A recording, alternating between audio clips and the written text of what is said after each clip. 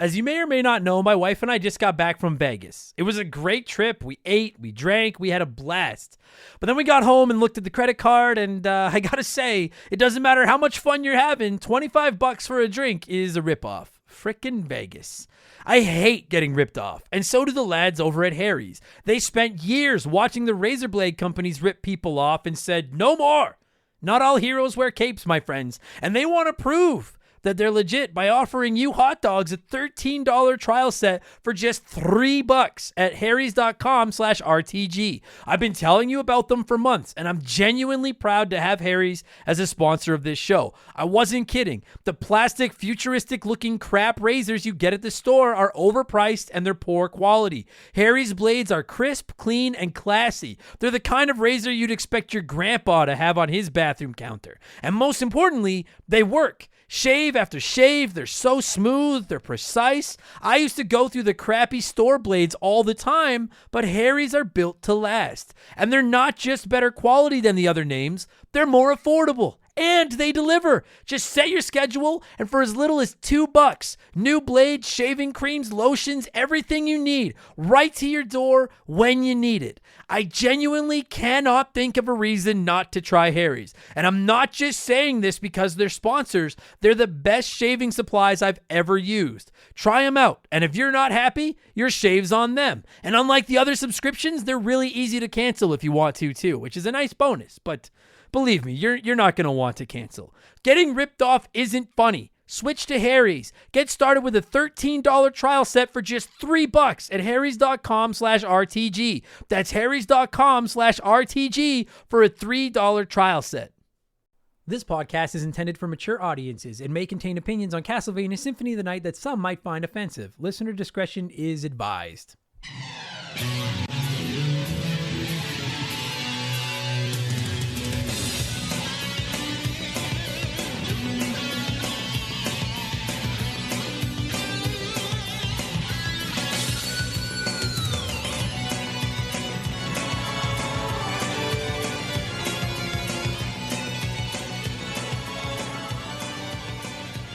What's up, everybody? Welcome back to Remember the Game. It is my retro gaming podcast where every week a buddy of mine and I sit down and we geek out about the games we played back in the day. My name is Adam Blank. Thank you so much for listening to the show.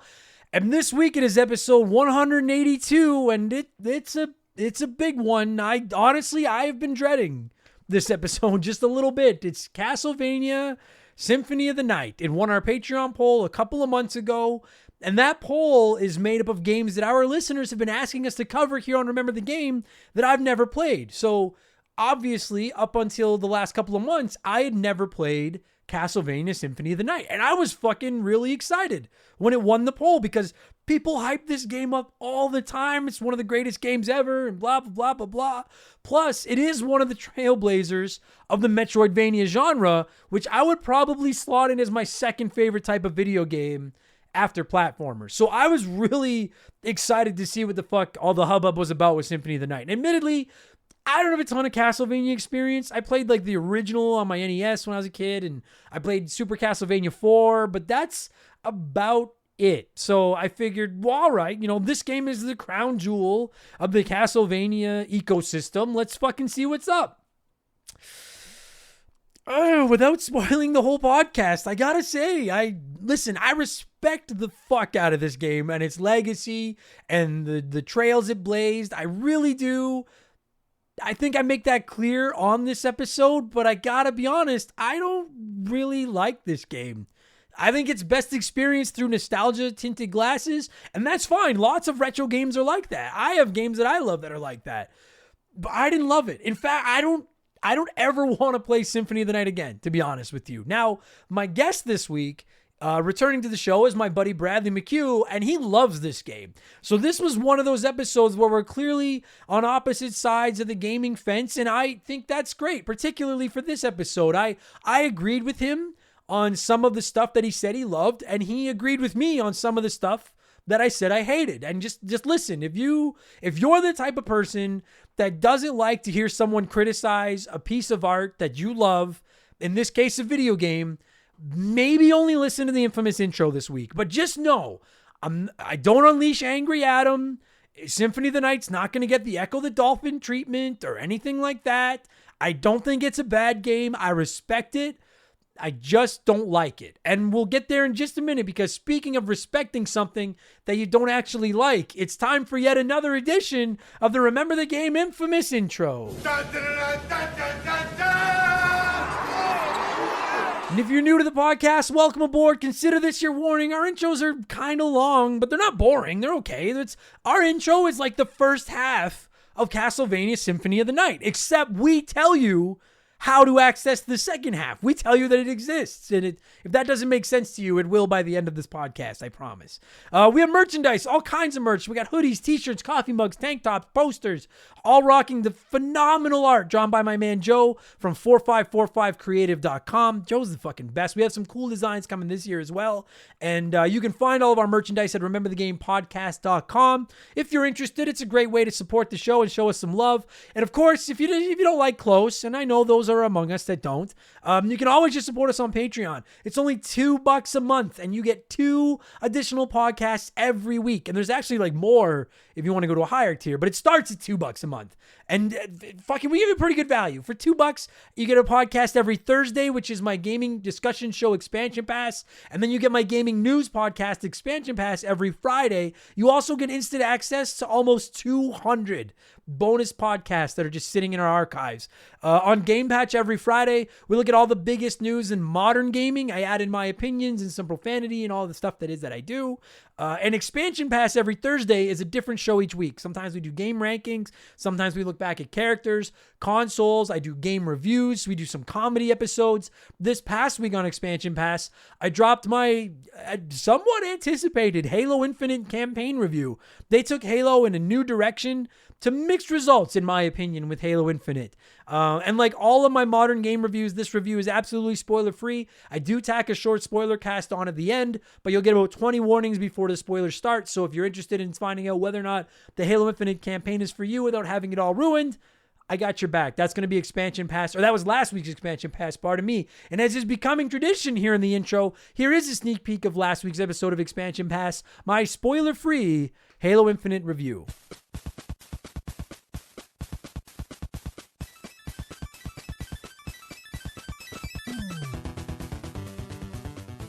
Now, one of the things, I don't know if I agree with all of what you're saying, Scott. I fucking hated the goddamn story, but I did love the mechanics. You mentioned it. I have already mentioned the grappling hook, and we'd be remiss if we did not spend a couple minutes talking about this thing. You've probably seen it in the trailers and stuff like that, but for the first time, Master Chief has just got a very simple, retractable grappling hook attached to his fucking arm. It is like game changer almost isn't a fucking strong enough term for how much that grappling hook changes the experience of Halo. Not only can you use it strategically to get around on the map, to climb up walls, there's a ledge up there you want to get to, and instead of walking around the fucking room and finding the staircase to get up to that ledge, you just fucking Spidey, and shoot your web up there. It fucking retracts you up there and you're up. It's awesome. Not only can you do that though, you can pick up weapons with it. If you run out of ammo in a weapon, or you see a weapon laying somewhere that you'd rather, all you have to do is shoot it with your grappling hook. You'll pull whatever weapon you just shot in, you'll drop the weapon you're holding, and you'll replace it with whatever the new weapon you got was.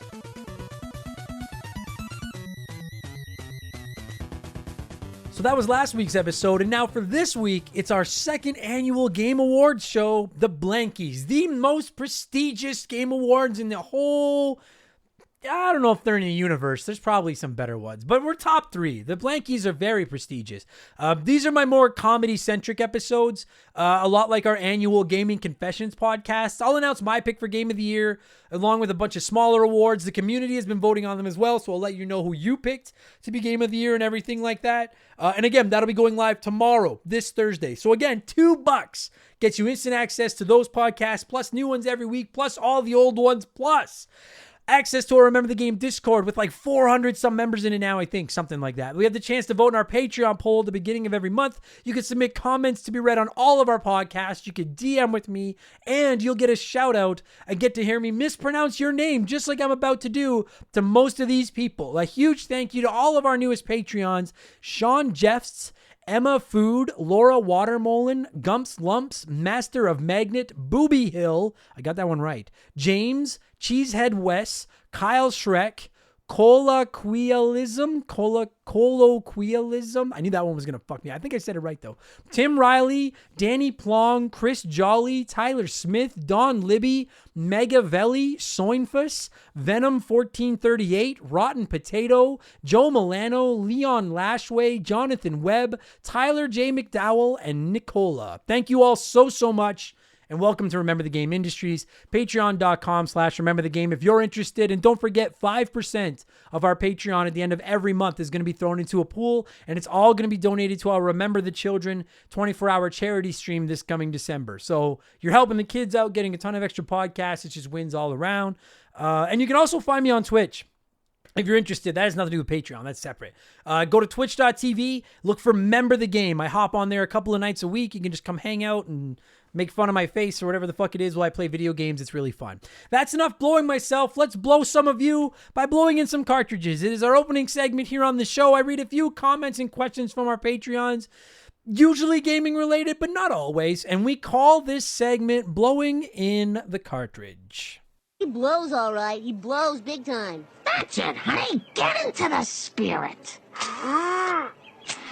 Let's blow. Our first blower this week is Lone Cart, who wrote in on Patreon and said, I'm going back through all the old Expansion Pass episodes, and I came to a realization. Genesis soundtracks kick the most ass. I'm a bass player myself, and hearing the song clips from Sonic, Toe Jam and Earl, etc. make me want to pick the bass back up and learn those sick riffs. Crazy that these awesome funky tracks are forgotten now, and Halo/Skyrim humming songs are considered iconic.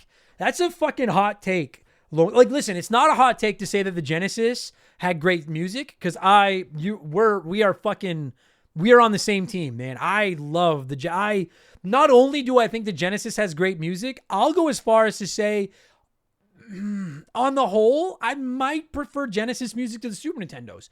And I'm a Nintendo kid, and I love, listen, the Donkey Kong Country games, F-Zero, Mega Man. There's some fucking awesome music on the Super Nintendo, but Sonic the Hedgehog, Toe Jam and Earl, Streets of Rage, Gunstar Heroes. The Genesis had banging fucking music. Maybe that's what blast processing is. Everyone says blast processing wasn't really a thing. It was a fucking thing. It was the banging music over on the Genesis. So I absolutely agree with that. I don't know if I would go as far as to say, well, I mean, okay, like I do think that the Halo and Skyrim humming songs are iconic today. I assume that you're saying that as like those songs suck or like those songs are lesser than. I got to be honest, man. There are a few songs in gaming that get me as fired up as the title track from Halo. Like that whole fuck. Like if I listened to that while I was on the fucking treadmill, I would run through the fucking wall. Like that song gets me pumped. Skyrim I could take or leave. I think music is great in today's games as well. But I agree. I think the Genesis has some of the greatest music ever. And some of the greatest graphics. Listen, I grew up anti-Sagite, and I have done a 180. I'm never going to prefer Sega over Nintendo, but I like the Genesis a lot, and I think their games look cool. I think some of the best they have are really fun to play, and I absolutely agree that the music and fucking bangs. I love music on the Sega Genesis. Thank you for writing in, Lone Card. I appreciate that. Astro Albica wrote in and said, hey, Adam, just a thought. Who would you rather be, a vampire or a vampire hunter? That's easy, Astro. I'd rather be a vampire hunter because I can't stand the sight of blood. So if I was a vampire, I would starve to death because I'd be too scared to eat the only food that I can eat. So vampire hunter all day. Although that said, I don't like hunting either. So I just vampire hunter, but with reluctancy. I would only kill I would only kill vampires that eat children. There, that would make me feel better about it. Johnny CCDC wrote in and said, hey, Adam, for Christmas, I got the Nintendo 64 controller for my Switch, and I have been loving it. It got me thinking I should invest in some other options. Beside my Joy-Cons, are there any other controllers, retro or new, that you think I should invest in? I assume you mean just for the Nintendo Switch, Johnny. The only controllers I've got for my Switch that aren't Joy-Cons, and Joy-Cons fucking suck, by the way, are my Switch Pro controller. And I just want to make sure I give you guys the actual right model number. My 8BitDo SN30 Pro Plus. And I will say the 8BitDo SN30 Pro Plus it looks a lot like a PS4 controller and a Super Nintendo controller did it and slipped one past the goalie and had a kid. And it is phenomenal. I love this controller. People sing the praises of the Switch's Pro controller. I like it when I'm playing stuff analog, like Mario Kart or Smash Brothers. But any of the retro games on the Switch where I have to use the D-pad, I cannot be convinced the D-pad on the Pro controller doesn't suck. And it's well documented that the early runs, at least of the Pro controller, the D-pad was kind of broken. And I've even taken mine apart and tried it on the online fixes, and it doesn't work.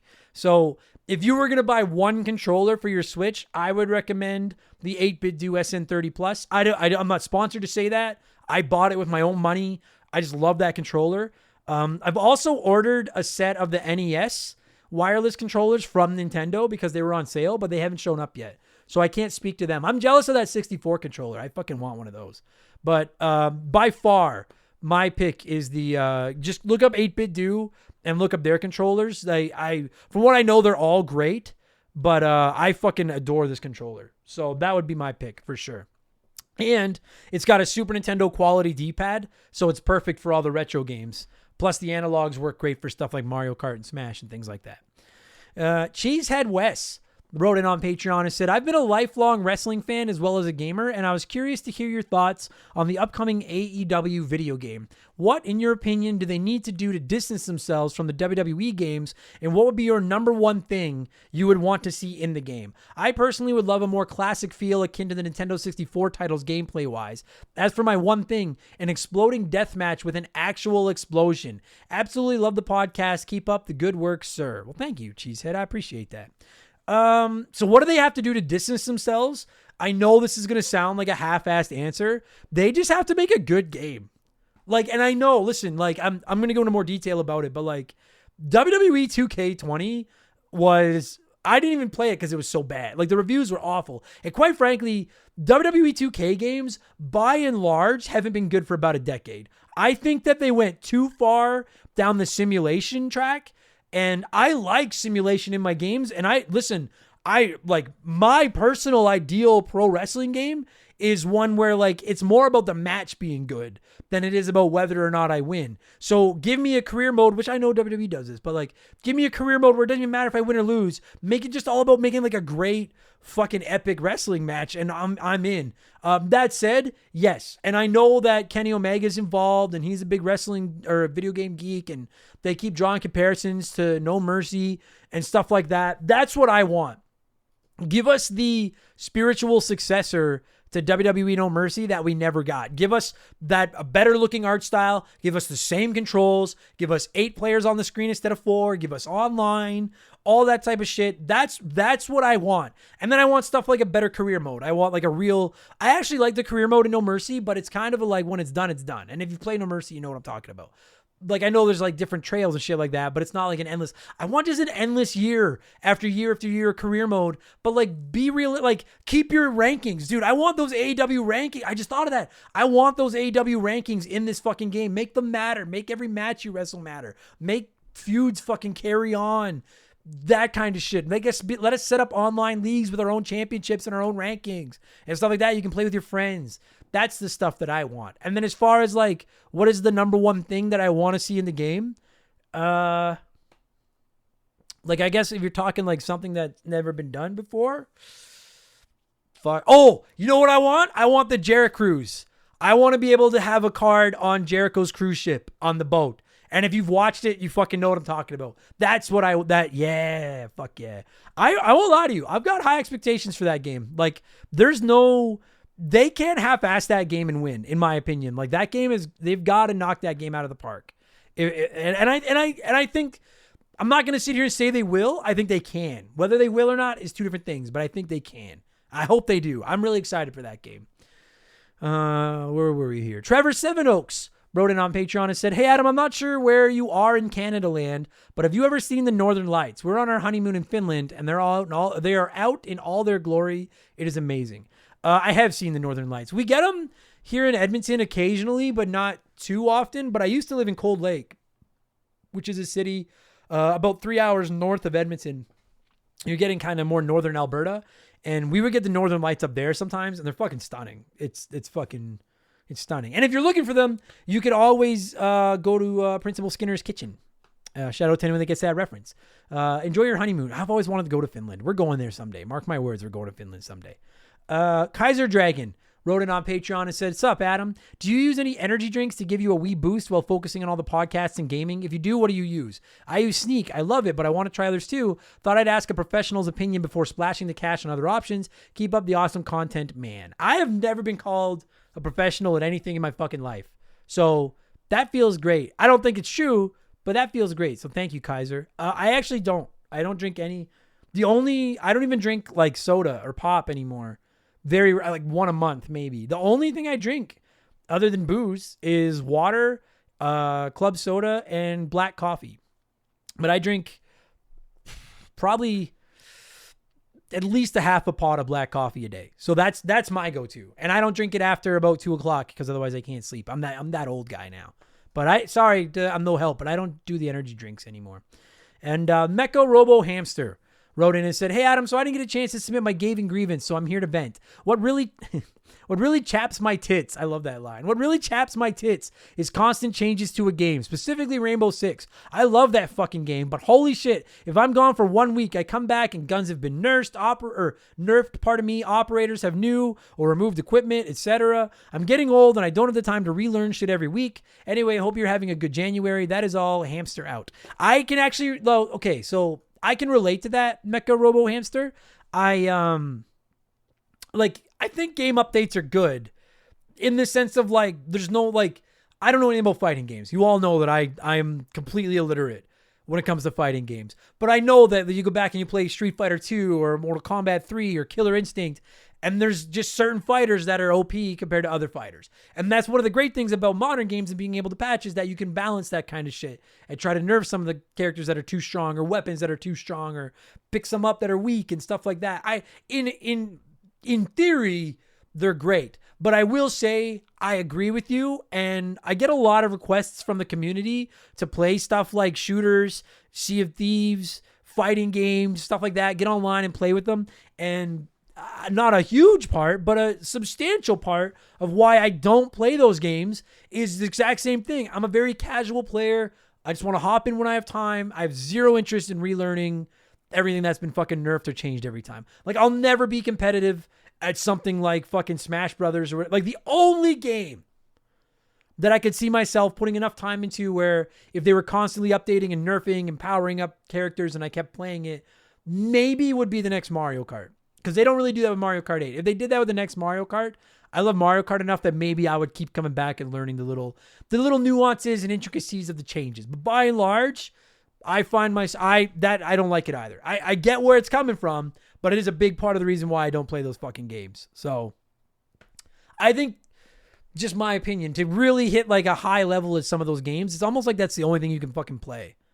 And I just would rather play more like titles than play one game obsessively. Not that I'm shitting on those of you that are obsessed away. I'm just saying, I was like that with Mario Kart 8 for a while. I get it, but that's me.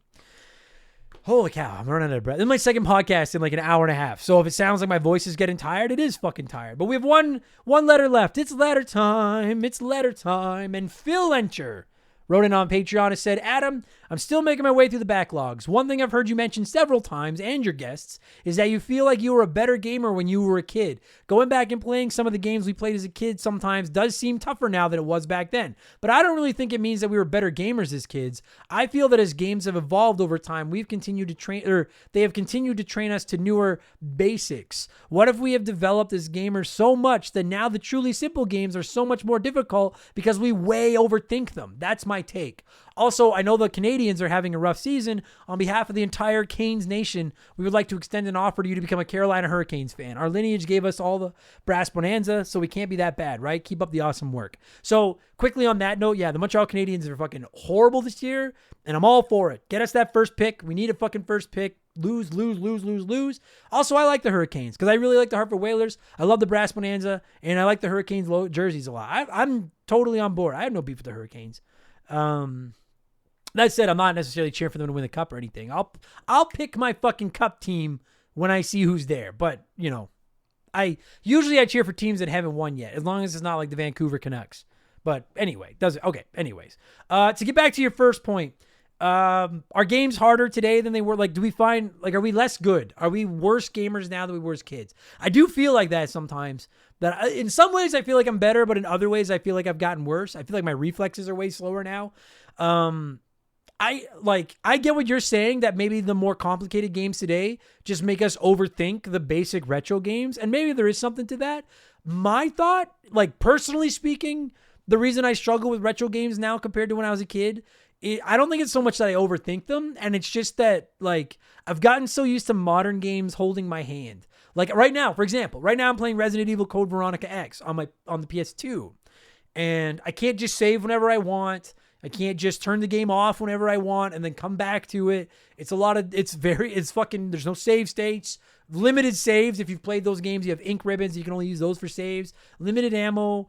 And it's just, I've gotten more used to games where I get a checkpoint every 8 seconds and it saves for me nonstop. And at any time I don't want to play anymore, I just put my console to sleep. And then when I pick my controller up, fire my console, and the fucking game is waiting for me right there. There's no in-game tutorials in the old games like there is in modern games. They expect you to read the instruction manuals and stuff like that. Plus, I think a big part of it is, like, even if a game sucked, when you were a kid, if that was all you had, that was what you played. You got good. And it wasn't that you got good because you were good at video games. You got good because you wanted to play games, and that was the only fucking game you had to play. Whereas now it's like, Jesus Christ, sitting right behind me, 4 feet behind me right now, there's got to be, between Game Pass, my actual games that I own, the Nintendo Switch, plus my classic consoles, like, there's 1,000 games sitting there just waiting to be played, maybe, I'm guessing.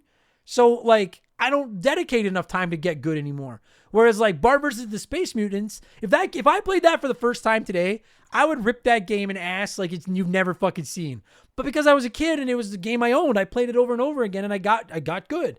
And nowadays, you're not forced to get good. And I think that's my problem, is that the games, and I think it's better. I think the hobby is more enjoyable this way, but I think games hold your hand a lot more now than they did when we were kids. And personally speaking, that's why I don't think I'm as good at video games as I was as a kid. That's me. That's an interesting topic. We could fuck yeah, that's an interesting, we're going to wrap this up, but I could go on that one for a while.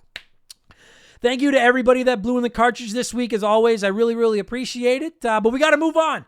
Let's get into the official game show of Remember the Game Industries, our smash hit segment, Play One, Remake One, Erase One.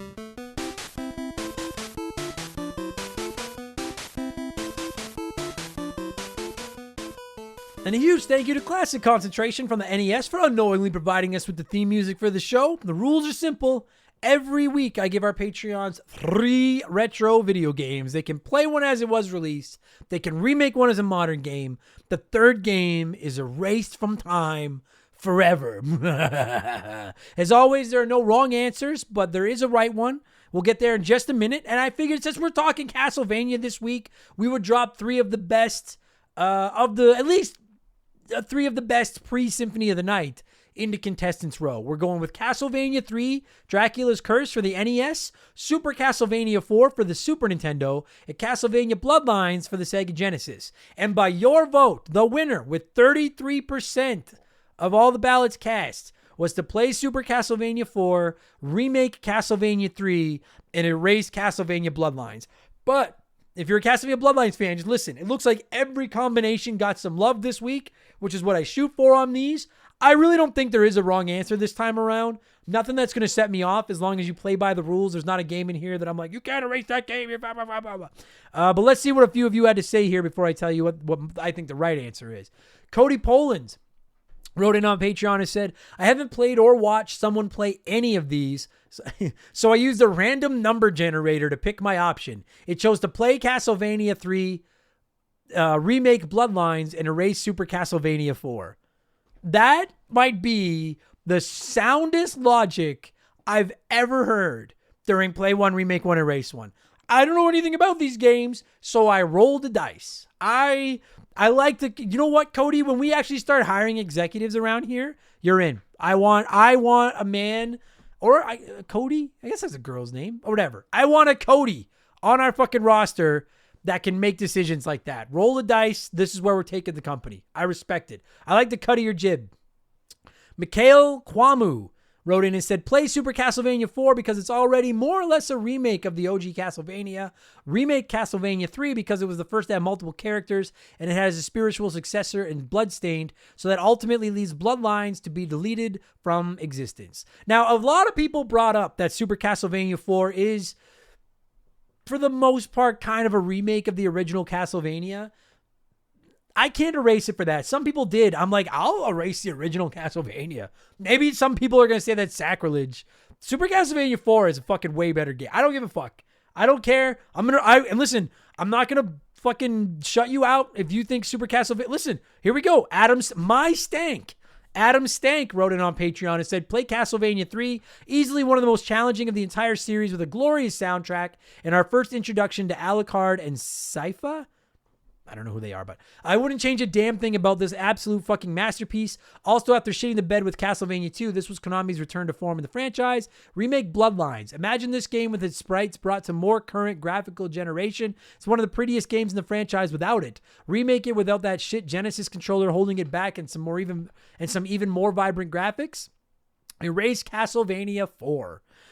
This may be an unpopular opinion, as I love every Castlevania game, even that shit second installment, but this game is overrated. It is too easy, the boss fights are a joke, and the franchise didn't need a remake of the first game. Whipping in all directions and being able to maneuver yourself while making it easier ruins the spirit of old Castlevania games. They're supposed to be relentlessly difficult. They're supposed to piss you off. They're supposed to be rewarding when you finish them. This game did not check any of those boxes for me. It's a fine game, but it's not Castlevania 1 or 3. I disagree, but I understand your opinion because I feel like that about Contra. We have an episode about Contra coming up in the next few weeks, and I think Contra 3, the Alien Wars, ruined what the original 2 on the NES did, even though a lot of people love it. So I disagree because I love Super Castlevania 4, but I totally get where you're coming from. Valid take. I get it. Ian Kegg wrote in and said, hopefully my vote went incorrectly. My app sucks ass. No, Ian, the Patreon app does suck the holiest of ass. It is terrible. But your comment went in okay, so you're good.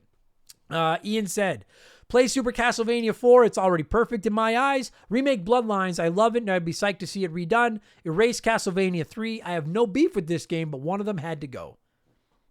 All right. You struggled through the app to get your comment up. I'm not going to rip on your comment. Plus, I don't really have any problem with your logic aside from I don't want to erase Castlevania 3, but yeah, you're right. One of them has to go. Brad Levron wrote in and said, play Castlevania Bloodlines. It's kind of my go-to, and it's perfect just the way it is, and it's Sega. The other two honestly don't matter because I feel like once you've played a 2D Castlevania, you've played them all, kind of like Doom. But for the sake of not getting put on double secret probation, here goes. I'll remake Super Castlevania 4 because it's the newer of the two, and erase Castlevania 3. But to be fair, you could erase almost any of them and the franchise would be fine. I don't disagree with that. I don't want to go around racing Castlevanias, but you're right. You probably could erase. It's like Mega Man. I love all the Mega Men, but you could probably erase one, and it would be, the series is okay. It's all right. Fair enough. And then finally, before I tell you my pick, John DeShazo wrote in and said, play Super Castlevania because I love the look of it on the Super Nintendo. Remake Bloodlines because besides Symphony of the Night, it was the one I recognized since it was the Sega Genesis game, and I grew up with a Sega. I love the Super Nintendo, but I never owned one until the Mini. Jesus, you poor kid. Which means I erased Castlevania 3 only due to the other game. Nothing against it, but I know nothing about this one, so it's the odd man out. And that seems to be the consensus. Most people are just erasing the one that they don't know. And I understand that. A lot of people, I'm not nearly as attached to Castlevania as apparently a lot of people are. Admittedly, I knew it's Castlevania. I know it's a big series. I had no idea that Castlevania was as important to people as it apparently is until I started this podcast. Because growing up, outside of Castlevania 1 that we used to rent sometimes, I never played these games. But what the fuck do I know, apparently? I'm going with the runner-up on the poll this week, which had 22% of the vote, as did Jerry Robinson, who wrote in and said, I'll make this really quick since I'm at work and hiding in the bathroom. Play Castlevania 3, remake Castlevania 4, and erase Bloodlines. Jerry, I would do the exact same thing, and I'm also recording this in the bathroom. So I feel you in every possible sense. That's what I would do as well. I would play Castlevania 3 because I've only played it in very mini amounts, like a few minutes at a time. And it seems fucking awesome. And it is probably the NES game that I want to go back and play the most is Castlevania 3. I'd remake Super Castlevania 4 because I love it. And all I would do is just make it look like Castlevania Symphony of the Night. Just the rest of it can stay as is. Just make it look as good as Symphony of the Night looks. And I'm going to erase Castlevania Bloodlines. And I rarely erase a game that I haven't played. Bloodlines did nothing wrong. I have no problem with it. I just really like Castlevania 3 and Castlevania 4. And I don't think the Genesis controller is great for precise platforming, which I assume this game is. Maybe it's not. Maybe it's just my Sega bias shining through, but I'll be goddamned if I'm erasing Castlevania 3 or Super Castlevania 4 to keep a fucking Sega Genesis game around. I'll be goddamned. It'll be a cold day and fuck before that happens. So play 3, remake 4, reluctantly erase Bloodlines. I'm sorry. Maybe if you'd been on the Super Nintendo, you'd be safe. Thank you, everybody that wrote in and played this week. As always, I really appreciate it. What has been finding its way into my consoles over the last week, and then we'll get into Symphony of the Night. Mostly Resident Evil Code Veronica X. I've been playing a lot of it to get ready for an upcoming episode of the show. For those, because I get asked a lot, where am I playing it? I am playing the PS2 version on a backwards compatible PS3, and I like it. I like it a lot. I couple of minor gripes, but it's certainly a higher tier Resident. I don't think it's like Resident Evil 4 or Resident Evil 2 Remake or Resident Evil 7. But it's probably in the tier right below them. It's pretty good. I like it. So I've been playing that. I've still been playing Far Cry 6 as well whenever I have time. The Far Cry games are just like, if you don't like one, you're not going to like any of them. They're almost like fast food video games. And I don't mean that as a disrespectful shot at the people that put their, the amount of hours they put into making this game. But like, they're just so cookie cutter, the same old games. They're just fun. I like Far Cry. It's like an escape for me. And I gotta say, Far Cry 6 looks stunning. It's one of the best looking video games I've ever played. So I'm really digging it. I may or may not do a review of it on Expansion Pass when I'm done. And then this week I'll be firing up, I think, Mega Man 8 for my next edition of Adam Sucks at Video Games, my Let's Play series. And then once I finish Resident Evil Code Veronica X, Secret of Mana, which won this month's Patreon poll, is next on the agenda to get into my eyeballs. Yeah, that's what I've been playing. Let's talk Castlevania Symphony of the Night. Let's do it. That's why you're all here. Let's get to the main event. And as you know, I like to give our listeners a chance to sound off on the game we're talking about before my guests and I get ranting.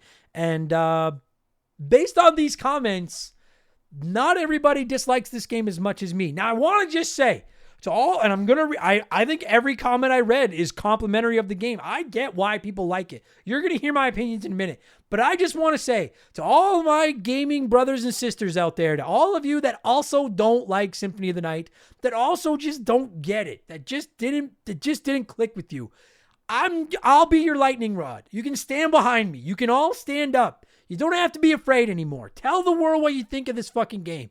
It's okay. They're not going to hurt you. It's fine. All right? I got your back. But I'll give a few of you a chance to tell me why you love this game so much before I talk about why I don't, all right? Jared wrote in on Patreon and said, my first and favorite Castlevania game. Unlike others who played it for the first time on the NES and Super Nintendo, my first experience with Castlevania was on the PlayStation, and I just remember being blown away with how good it was. I loved the music, the graphics, and I thought it was the perfect blend of platforming and RPG elements. I thought it was cool how you play as Alucard, and also really loved the dark ambience and how you can turn into Mist or a bat, etc. Great game. Now I need to play it again. Fair enough. And I will say, not to ruin the whole podcast, but I will say, turning into the Mist is fucking really cool. I agree with that. I thought that was awesome. Arik Amundsen. Arik Amundsen. AA. I'm sure I said your name wrong. AA wrote in and said, this is the only Castlevania game that I've played, and the memories, the atmosphere, the wide range of enemies, and trying to navigate that damn castle. I did beat it, and I unlocked the inverted castle, played it for 20 minutes, and gave up because it was so different. One day I will revisit this gem and play through that inverted castle, though. In the meantime, my fellow hot dogs, what other Castlevania game is similar to this one should I check out next? For what it's worth, Bradley gets into that a little bit. You're going to hear in a second, AA, in the podcast. It's one of the Game Boy Advance ones. I won't guess. You'll hear it in the podcast. I don't remember the name of it, but one of them. He recommends it, so check that out. Master of Magnet wrote in and said, my first Castlevania and one of my best gaming memories. My best friend and I dedicated an entire weekend to beating this, even discovering the Upside Down Castle for ourselves. We're still gaming together to this day. Well, to be fair, Master of Magnet, if once you've been in the trenches with somebody, you don't turn your back on them. And if I'd gone to fucking hell and back playing Symphony of the Night with somebody, I'd be playing games with them to this day too, because I know they're never going to fucking quit if they survive this fucking game. I'm just kidding. Mostly. You'll hear. Chris Copland wrote in and said, I already know this episode is going to be hard to listen to based off some of the things you said, but that's all right. What you seemingly feel about this game is how I feel about Super Metroid and vice versa. This game was a revelation to me when I first played it almost 25 years ago. I found it so interesting, fun, and novel that it made me go back and play all the previous games in the series that I could find. Castlevania Symphony of the Night was the final nail in the Nintendo 64's coffin for me, as it demonstrated that the PlayStation could be so much more dynamic than anything Nintendo was offering. This game is one of the most important games to me personally, and I'll love it forever no matter what. I'm just happy you're doing an episode on it, even if it's not something you can love. Also, and I've said it before, there's a reason the Metroidvania genre wasn't coined until this game came out. It's because no game had done it the way it should have been done until Symphony of the Night. If Super Metroid is all that, then everything would have just been called a Metroid clone. I agree with you there, and I talked about that in the episode. I think Super Metroid and Castlevania Symphony of the Night are almost like the grandma and grandpa of the Metroidvania genre. I think you needed both. I think you can see the influences, and I think, yeah, I agree with you. Listen, I don't hate what Symphony of the Night did for gaming and for the genre. I just don't like this game, but I get what you're saying, and I agree with you. And Ben Paul wrote in and said, this is one of the best Castlevania games. The music is awesome. The gameplay is an excellent combination of RPG elements and platforming. I have fond memories of this game, and I recently downloaded it again on my PS3. Fair enough. I didn't see, and that seemed to be like, I just picked a few of the comments. It seemed like every comment was like, this game's fucking incredible. This game's awesome. This game's the perfect combination of this, and I got to play it again, and I love it, and I grew up loving it. And fine. As you can hear, I'm very much in the minority with my I don't like this game take. Like I said, I don't think I'm going to be unfair to it. I don't let Angry Adam loose. My guest Bradley loves the game. I show it what I think is due respect while also explaining why I'll never play it again. I'm nervous about this episode, but I think it's time. So, oh, fuck. The music is great, so let's do it. I'll cue up some music. And when the music stops, it is finally time to talk Castlevania Symphony of the Night, which originally released in North America on the PS1 on October 2nd, 1997. Enjoy the podcast, everybody. Please don't hate me. Let's go. This show is sponsored by BetterHelp. Everyone that listens to this podcast knows about our illustrious CEO, my dog Molly. But the other silent partner behind the scenes is my wife. And let me tell you, my friends, a 17-year relationship with another person that has to talk to and live with you is a lot harder to maintain than one with a dog. We've had our ups and downs, and as you all know, a relationship isn't all sunshine and rainbows. They can be a lot of work. You get out what you put in when it comes to relationships, and talking to a therapist can be a fantastic way to put in some work. They can help you work through your issues, learn to communicate better, and even just provide you with an ear to bend when you need it. I've talked to my therapist about my relationships, especially when it came to my stand-up comedy career and how much I was away from home, and they helped me work on ways to keep my relationship strong even when I was out on the road. It turned out our relationship was actually better when I was out on the road, but that's a story for another day. And I know, right? Therapy. Who has the time these days? BetterHelp hears you, and they're making it easy. Fill out a quick form online, and they'll match you up with a therapist that suits your needs and that'll work around your schedule. You pick the meet times, and you can get your therapy fix from anywhere, over video, phone, or just chat. Become your own soulmate, whether you're looking for one or not. Visit BetterHelp.com/rememberthegame today to get 10% off your first month. That's BetterHelp, HELP.com/rememberthegame.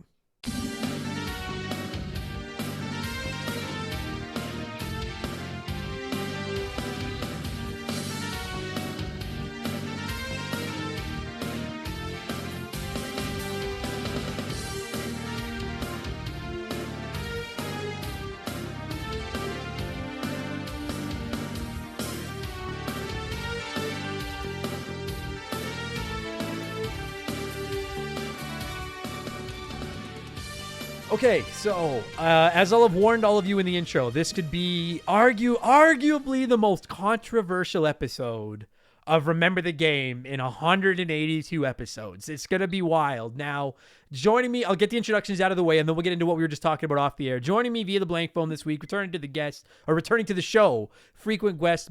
Oh my God, I suck at this. Returning to the show, frequent guest by popular request. Nailed it. That intro was that intro was almost as bad as Symphony of the Night. It's my it's my buddy Bradley McHugh. How's it going, buddy? Good. How are you, bud? I'm dreading this. Fucking dreading this episode. I'm thrilled. I'm thrilled at the professionalism of your intro. Fucking unbelievable. A good podcast would just be like, dude, that's 45 seconds. Just hit stop and we'll start over from scratch. That's not how shit works. We do it live here. It's live but on tape here at Remember the Game Industries. So you off air, you and I were talking a little bit just a minute ago about Castlevania Symphony of the Night, and you don't mind if I tell them what you just said? No, not at all. Go for it. You literally just said that over the last week or so, as you've been preparing for this episode, your girlfriend has been watching you play a ton of Symphony of the Night, and you were like, I think she hates it as much as you do, as much as I do. And what I wanted to say to you, and then I was like, we should just start recording, is I gotta say, I understand that this game is on a ton of lists of like the greatest games of all time and people adore it and all that. We're going to get into all of that. When I finished playing this and I was like, I don't mean to like I know it's a Simpsons reference, but I felt like Skinner. I was like, am I so out of touch that this game just I don't get it? I went online and looked, and if you go look, Bradley, they're hidden because they're scared of the backlash. There is a very vocal chunk of the internet that feels the same way about this game as I do. This is a far more divisive game than I ever imagined it was. Interesting. I've literally I'll be honest, you are the first person I know who has played this game front to back and been like, nah, not for me. But I don't. Okay, and I should clarify, and we're gonna get into all this. I have not played it front to back. I have not played the Upside Down Castle, and I didn't play it out of protest, and I'm going to get into that. So, and you know what? I also want to get into that as well, because I think that is a perfectly fine way to experience this game. Right. And it's funny because you said to me, listen, for anyone that's expecting Angry Adam and like an Echo the Dolphin episode or something like that, that's not what this is going to be. Okay. I think Bradley and I are coming at this game from two opposite sides where I'm like, I don't get it. And you're like, this game is a masterpiece. But you said it off the top. You're like, you are going to have some criticisms that I don't really have an answer for. And conversely, you're going to have some praises that I have to be like, you're right. You know what I'm saying? Like, it's absolutely. Very interesting fucking video game. So I'll start with Castlevania, and I'm going to shut up and give you the floor for a minute here. The only other game from Castlevania we've reviewed on this podcast was Super Castlevania 4 almost 2 years ago. And I'm 90% sure you were my guest on that episode. Yep, that was me, and we gave it glowing acclaim. That game's phenomenal. Super Castlevania 4 is fucking... It rules. I adore that fucking game. Adore it. Now, I gotta say, outside of Super Castlevania 4, Symphony of the Night, and then some of the original Castlevania that I played as like a kid when we'd rent it from the store or whatever, I never came anywhere close to beating it because that game is fucking vicious. It's great, but it's fucking vicious tough. Other than those three games, I've not played any Castlevania. It's just not I have no qualm with this franchise. It just, it's always just kind of like, it's there. You know what I mean? Like, I don't play it. So I wanted to ask you before we get anything else, like, where are you? Are you a Castlevania guy, or is this pretty well the limit of your fandom here? No, I love Castlevania. And Adam, I'm going to tell you to do something right now because maybe this is a crapshoot. On the Switch, there is a thing you can buy called the Castlevania Advance Collection. If you don't like Symphony of the Night, go onto there and play on the Advance Collection, Area of Sorrow. It's basically Symphony of the Night with all the fucking problems gone. Oh, that sounds very interesting then. Because it's good. That intrigues me. I will say I do have the Castlevania collection. Like the one with like 1, 2, 3, Super Castlevania 4, stuff like that. Yeah. It's a really, by the way, if you're listening to this and you're interested, I always recommend it on Game Patch, but like that collection regularly goes on sale for $5 or $6. Really good fucking collection. Even if you just buy it for like the original trilogy, and then I think like Super Castlevania 4, I believe, is on it. I think the Sega Genesis one, Bloodlines, is on it, I think. Even if you're like a huge anti Castlevania 2 person, which like I don't get that rhetoric at all. When people are like, I hate Castlevania 2, it's like, how could you? It's good. I will say, I think that game's fucking stupid, but admittedly, I've played like a half hour. And I was like, what the fuck is that? I should go back. Because I used to think that about Zelda 2. And then I played Zelda 2 and was like, this isn't that bad. So I should give the original trilogy a real chance at some point. I should. I think I might be wrong about Castlevania 2, but like I do really like it.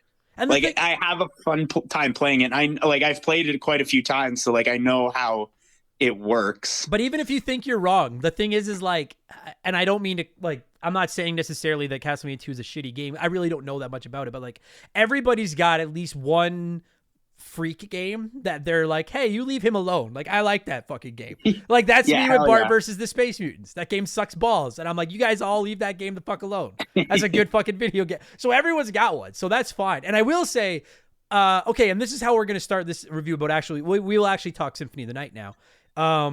Everyone says Castlevania 3 on the NES is a fucking gem.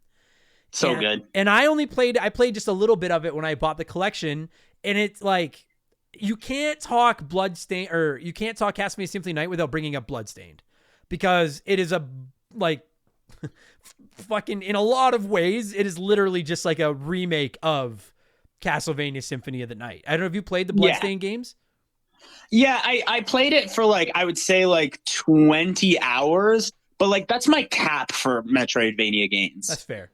That's like 20 hours is like a lot. I think Bloodstained is a good game. I just never finished it. Now, okay, and that's where I wanted to go is like, so Bloodstained, they released Curse of the Moon, which was like an NES style Bloodstained game as like a prequel. Oh, that one I actually did beat. I thought you were talking about Ritual of the Night. I'm talking both. Oh, okay. I thought Curse of the Moon, which apparently is exactly like Castlevania 3.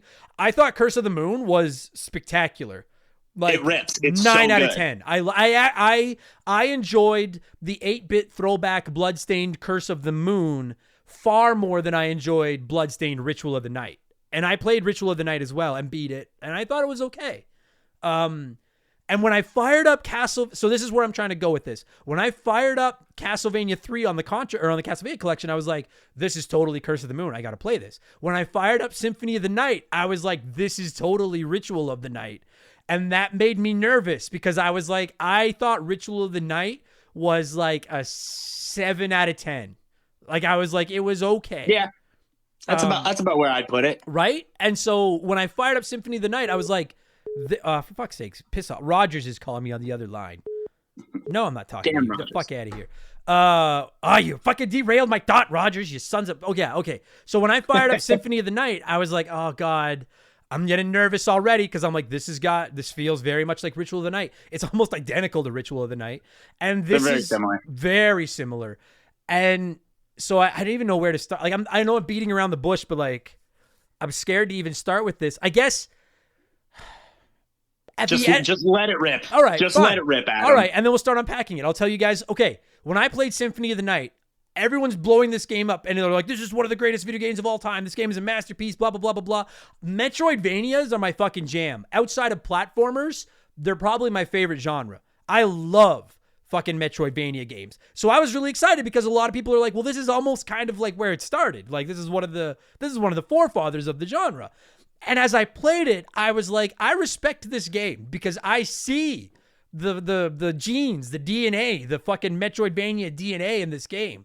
The problem, in my opinion, is that like it's been done so much better since this game. And that's not why I don't like it. I can separate that from, like, I'm not going to shit on a game because a mechanic in a game is 20, 30 years old, because 20 years ago, I could see how someone would be like, this is fucking sick. But that's where it all starts, is that I was like, this is just a very bland version of a genre that I love, that I play all the time. And then when you add in, and we're going to get into all this, I promise, half of this game is hidden. Oh, no. Okay. All right. No, hang on. Half of this game is hidden. And I just just went through the instruction manual before you and I sat down to talk about it. Because I was like, well, maybe I just didn't, maybe I've learned that. As I go back and play retro games for the first time again, I'm like, the instruction manual sometimes contains shit that they expect you to read and know. The only hint that the second half of this game is hidden is they drop, like, they mentioned, like, Richter or whatever the fuck his name is, some of the characters, and they say that they're in, like, the end of the game and stuff like that. But that's it. And there's no way to find it. And I beat the game. I rolled credits on the basic ending, and then that was it. And then I looked up and saw about the Upside Down Castle and saw about all that. And this is where I'm going to dig my heels in. You and I can unpack the whole game, but I just want to it feels good to just get on the table. And it's like dumping out a puzzle out of the box. And now we can start sorting the puzzle. I find it unacceptable that half of this game was hidden so not deep, but like there was no even if I had just beaten the game, got the basic ending, and then it had said there's still more to find, go back in. Or a percentage or something. Do you know what I mean? Like something to tell me it's there. Okay. But the fact that I had to go online to find out that I had to find 2 rings and a pair of glasses and go to a clock tower and go up a clock tower at the right time and then attack something else to get it, I can't look past that. I can look past the aging warts. That wart, I'll dig my heels in here and I'll take a stance for everyone online that's afraid to come down on this game. Unacceptable. And I'm telling you all, at the end of this episode when we score it, it's going to take it fucking right on the chin because of this mechanic. Because I think it's horrible. In my opinion, horrible design. I'm done. Bradley, the floor is yours. I'll shut up. I'm done. Oh boy, that's brutal. Okay. All right. So let's I want to talk about this game for the opposite reason. I came up with an analogy today that I want to bring to the forefront. I don't think the unlocking of I'm going to make a really weird comparison here, but the unlocking of the Upside Down Castle is any different than the Triforce quest in Wind Waker. And that sounds crazy, but give me a moment here. So the idea in my mind is that the Triforce quest is bullshit. We all know that, right? Like, it's bullshit. It's in one of the best games of all time, Wind Waker. It's bullshit. But because wait. Sorry, I got a lot. I'm not going to lie to you. I don't remember what the Triforce quest is. Oh, okay. So in Wind Waker, before you go to Ganon's castle, you have to travel around the sea and find the 8 pieces of the Triforce that are buried under the water in very specific points by getting shards. Yeah. Yes. You remember this? Yes, yeah, I okay. do. Yes. Yeah. Sorry. Okay. So that's bullshit. That's complete bullshit. But no, we don't really complain about it that much. And here's why. If there was an option to end the game before the Triforce quest happened, everyone would do it. Everyone would do it. But it's necessary. It's mandatory to beat the game. In Castlevania Symphony of the Night, they're like, yeah, we have this bullshit, but it's not impossible to beat the game without it. So I don't necessarily think that it's a hindrance. You can totally beat this game. You can fight Richter and stop Dracula's curse without having to do that bullshit. But if you want to do that bullshit, there is another half of this game that is equally, if not more fun than the first half of the game, with a final boss which is 10 times more satisfying. Okay. But I don't think that means that Richter isn't the final boss. Do you know what I'm saying? I do understand what you're saying. And listen, like, my gripe is not with half of the game being hidden behind this weird puzzle that you have to solve. That's not where I have a beef. My beef is with the fact that the game just, like, you don't even have to tell me how to unlock it. Just do something to give me, like, if I had bought this game in 98 or whatever the fuck year it came out, like, if I didn't have the internet at home to look up, like, I would have bought it, I would have beat it, got that horrible ending, and not even known the rest was in there. And just been like, that's it? Like, that was my, like, I'd be like, this sucks. Like, I would have thought, like, I just beat, like in Wind Waker, you're right. Like, I agree with you. I understand what you're talking about now, and I agree with you. But, like, if the credits rolled without doing all that, and I didn't even know that other quest was there, that's my problem, is that you took the best part of the game and didn't even tell me it was there. And it's easy now in 2022 to play this game and be like, well, you can go online and look it up and find all of it. Sure. But I shouldn't, I'm being honest. I should not have to go online and look up how to unlock the funnest part of a video game and not even know it's there. Do you know what I'm saying? Like, that's really been my point of contention with this game from the minute I finished it, was that there's no way, I did not know that was there without looking it up. And I just thought that was so stupid. I'm just being And you honest. know what? Like, here's the thing. This is what I was talking about earlier when I'm like, you're gonna make good points, because this is the biggest complaint about this game that I've heard, is that people are like, I don't like how cryptic it is to get to the second half of the game. And for most people, unless you knew there was a second half of the game, like the first time I played through it, I didn't know there was a second half of the game. So I also thought that I had beat the game. And then somebody on an online forum was like, oh no, dude, you're like halfway through. And I was like, oh, what the fuck? And I was debating this with like a member of our community who's a big fan of Symphony of the Night. And I said that, like, again, like because he was like the puzzle of like finding whatever it is you have to do, the 2 rings or whatever, and then you go to the clock. I don't remember exactly what it is, but whatever it is you have to do to unlock that second half, he's like, it's really not that hard if you just find the 2 bracelets or rings or whatever. He's like, the inscriptions are right there, where in the clock tower or whatever the fuck it is. And I said, agreed. Like, I don't even think the puzzle is that hard to find. My problem is that you rolled the credits and made me think that I was done. Like, that is my only problem. If you had just not rolled the credits, or if you'd rolled the credits and then been like, a whole second adventure awaits, there's still secrets to find. If you had just done something like that, I would not be nearly as irritated. And maybe it's in there and I missed it, but I'm 100% sure that, I'm 90% sure. If I'm saying maybe it's in there and I missed it, then I can't be 100% sure. But I'm like 90% sure it wasn't, because I beat it, turned the game off, and was like I got back to the title screen, like I saw the credits, like that was. Do you know what I'm saying? But like, this isn't the only game where you can accidentally end the game early by like Chrono Trigger does the same thing. In the unlikely scenario that you beat Lavos after you go to the future in Chrono Trigger, you can end that game after like 4 hours. Now, but like, okay, but now to be fair, I've also been critical of Chrono Trigger. So maybe it's just me. Which is a wrong opinion, but like that's totally fine. You're full of wrong opinions today, and that's totally cool. You know? I just like, and we're gonna get into the rest of the game. It's just I really wanted to be honest with you, dude. Most of the rest of the qualms I have with this game, like I find the inventory a bit of a pain in the ass to navigate. I think the world's kind of empty. I think it's too easy in points. Those types of things we'll get into later, because those, like, none of those are game breaking to me. And I understand that there's tons of other games where there's hidden levels and hidden areas, and like you could beat a game and beat it at like 60% and stuff like that. I've never seen a game so critically acclaimed and then found out that so much of it is hidden in a fashion that like you wouldn't even know it was there if you didn't look it up. Mm-hmm. That's really what grinds my gears about it.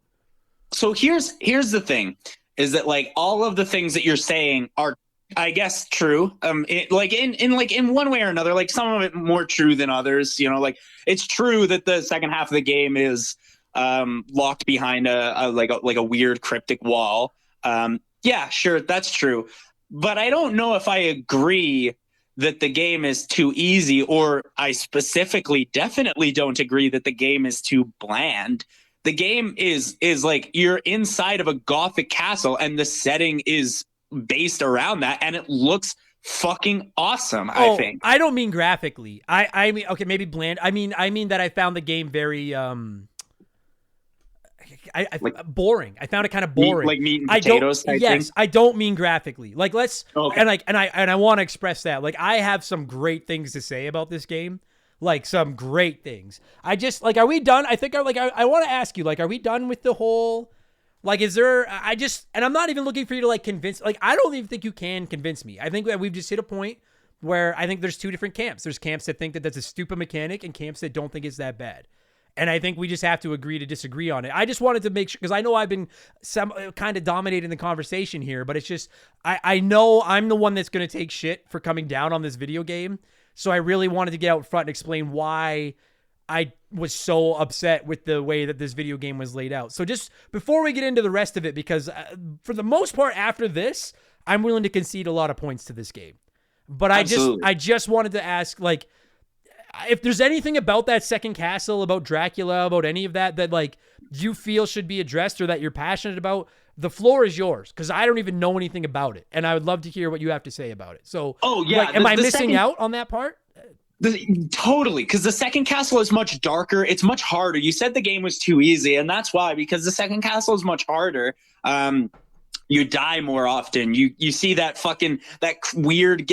This game has like that really weird game over screen where it's like the cow skull, and it says something really stupid and dumb. It's like something like, what is it? It's like, what a beautiful night for a walkout or something stupid Yeah, like yeah, that. yeah. I don't remember exactly what it is, but it's got that stupid game over the screen. And you see that a lot more in the second castle. And man, oh man, the bosses in the second castle are fucking better. They're way better. They're the Dracula or the Castlevania bosses you would expect to see, right? Because like in the first half of the game, you have like the gargoyle that's carrying around the bird skeleton, you know what I'm talking about? Yeah. There's a gargoyle.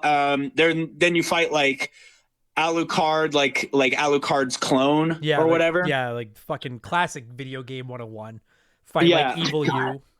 God, I just played this and I don't remember like other than Richter, like I don't remember some of the other ones because like the first half of the game isn't that spectacular in my opinion. It really is the second half of the game that you want to go in for because that's where you're fighting Death, Frankenstein's monster. And then ultimately the fight with Dracula is fucking amazing. It's so good. So then how do you fucking hide it? Like that's what I'm done. I don't want to go back down that road. I'm interested to hear about it. It doesn't make sense. You're right though. It doesn't make sense because the second half of the game had more work put into it. Like developers worked their asses off getting the second half of that game up and running. Like, how do you not make that like a second, like a second chapter that you unlock when you beat the first game or dude, something like something? I don't know. I'm not trying to complain about solving the puzzle, but I'm just like, why not just do something to tell me it's there? I guarantee you, there are going to be people reaching out to me after this episode that goes live saying, like, I'm going to take shit from people. I know I am. But there's also going to be people that are going to be like, I beat this game as a kid and never knew this other half was there. I guarantee it. And that just, I'm not even mad about it. There's not angry at him. Like, I'm disappointed. It's that classic, I'm not angry, I'm disappointed. But I really am. Because why hide it? That would be like, oh yeah, like you're playing Super Mario Brothers 3 and the credits roll at the end of World 4. There is 5, 6, 7, but you had to go in the pipe in World 2 while wearing a Tanuki suit to get it. And it's like, dude, those are the best parts of the game. Like I wanted to look, I don't want to be this guy, but like, would you not admit that the best part of Super Mario World is the special world and that's hidden? Okay, sure. I'll concede. Well, no. Okay, wait. No. Okay, hang on a second. I wouldn't because people brought up different examples like that to me in the past. And you're right. Those are hidden. But first of all, the manual does mention that there's a Star Road. So at least you know there's something out there to find. Second of all, every level with multiple exits implicates on or like gives you an indication on the map that there are multiple exits in there.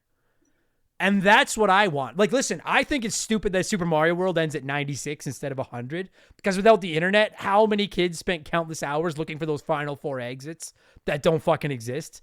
I think that's stupid. Yeah. But at least it does something to indicate to me that there's more there. Do you know what I'm saying? Yeah, but like Castlevania Symphony of Night, this isn't like a great point. But Castlevania Symphony of Night does have a percentage tracker on your file select menu that tells you like what percent of the game you've done. However, like the underground castle is considered above 100%. Exactly. So like that's what I mean. Like this might not be a very good point, but like it is there kind of. But it's too anyway. So I do want to know more about this other castle though. So like, is it literally, because I know it's upside down, which I actually listen. And I'm going to defend this despite never playing it. When I was reading opinions on this game, I don't even usually read online opinions about the games that much because I don't want them to influence my, I want to give you my honest opinion on a game. But in this case, like this game was so. I was like, am I take that crazy? And I was reading about it. There were some people that like this game coming down on the concept of the upside down castle and calling it lazy that you just took that you did that. And I'm going to defend the game at this point and be like, you got to remember, this is a PS1 game. Like they had limited hardware to work with. I just want to clarify, like, is it literally the same castle from the first half of the game, but upside down? Same map and everything? It's not it's the same map, but like it's different design. So like I don't know how else to say it. So like the whole map is the same, but it's not like if something was, this is another Super Mario World way to make it make sense. You know how like in Super Mario World, after you beat the special world, you can play through the game again. But everything's like a little bit different. Like the Koopas look a little bit They're different. All like pumpkins and stuff. Yeah.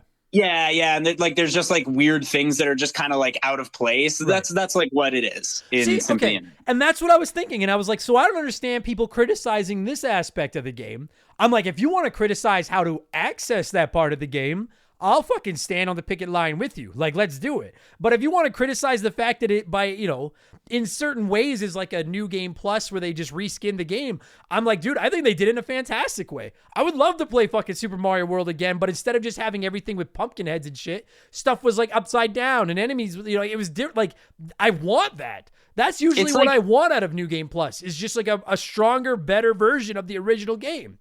It's like in Dark Souls, like when you have a new game plus for Dark Souls, I've never been there, but okay. But when you get a new game plus in Dark Souls, they give you the same game, but it is harder. Right. To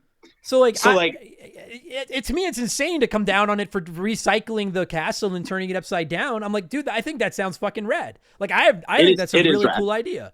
And to hear that some of the bosses and stuff are even better in that side is almost frustrating because, it's where all the best bosses are, is in the second half of the game. Fucking guys.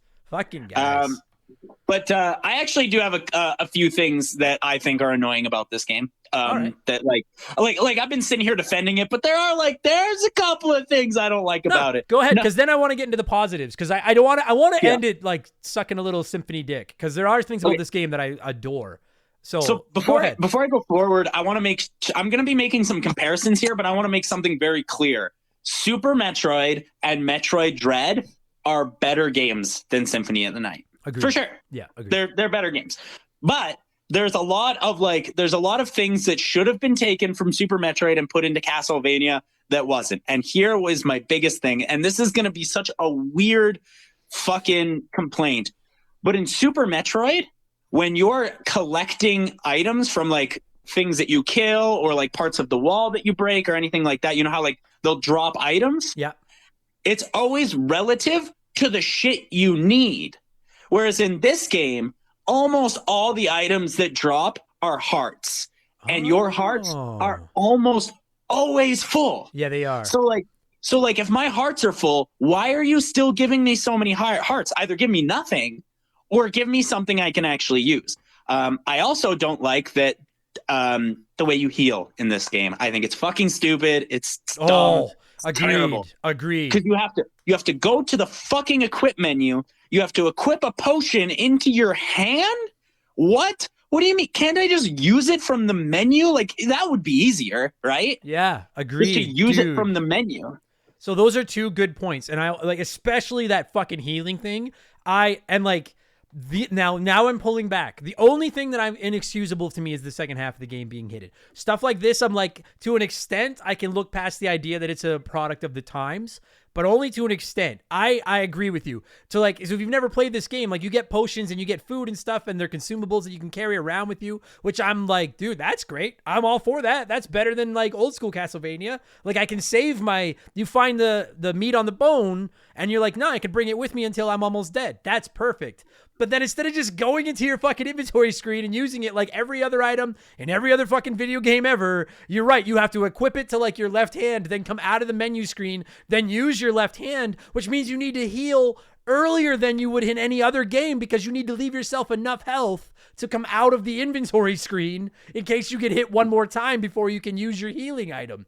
And then, because your healing items are usually saved for bosses, and if you fuck around for 1 second when you're dying on a boss, it's over. Yeah, and then it also drives me crazy is like not multiple times, well, probably happened a few times. I would do that, and then I'd get caught up in the fight or whatever, and I would just forget to like go back into my inventory and remove the potion and put a fucking shield there or something. So then I would go to use my shield. Use the potion. Yeah, and use an extra potion and be like, God, what the shit? Like, I get what they were going for with the whole idea that you always got to be in your hand to use it. But it's like, I think every gamer in the history of the world looks past certain rules of physics. We understand that, like, when you're playing a shooter, you shouldn't be able to carry 19 guns that you can just pull out of your ass at will whenever you want. Link, when you look at Zelda, Link has a fucking like Ball suitcase and chain. full of shit, but it's like he only has that one item he needs at a time, and we all collectively are like, no, we understand some, we need to concede that's fine.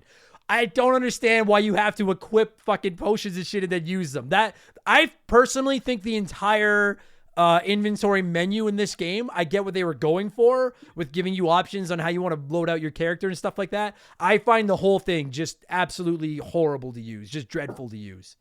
The whole thing. I actually agree. That being said, that is one thing I love about this game. I love that this game is like also an RPG, and like it's set up like an RPG where you have different like you can equip different shit, you know? Like I like that part too. I just wish that and the thing is I want to chalk it up to, sorry, I was choking on my water there in case it sounded like I was chewing on the microphone.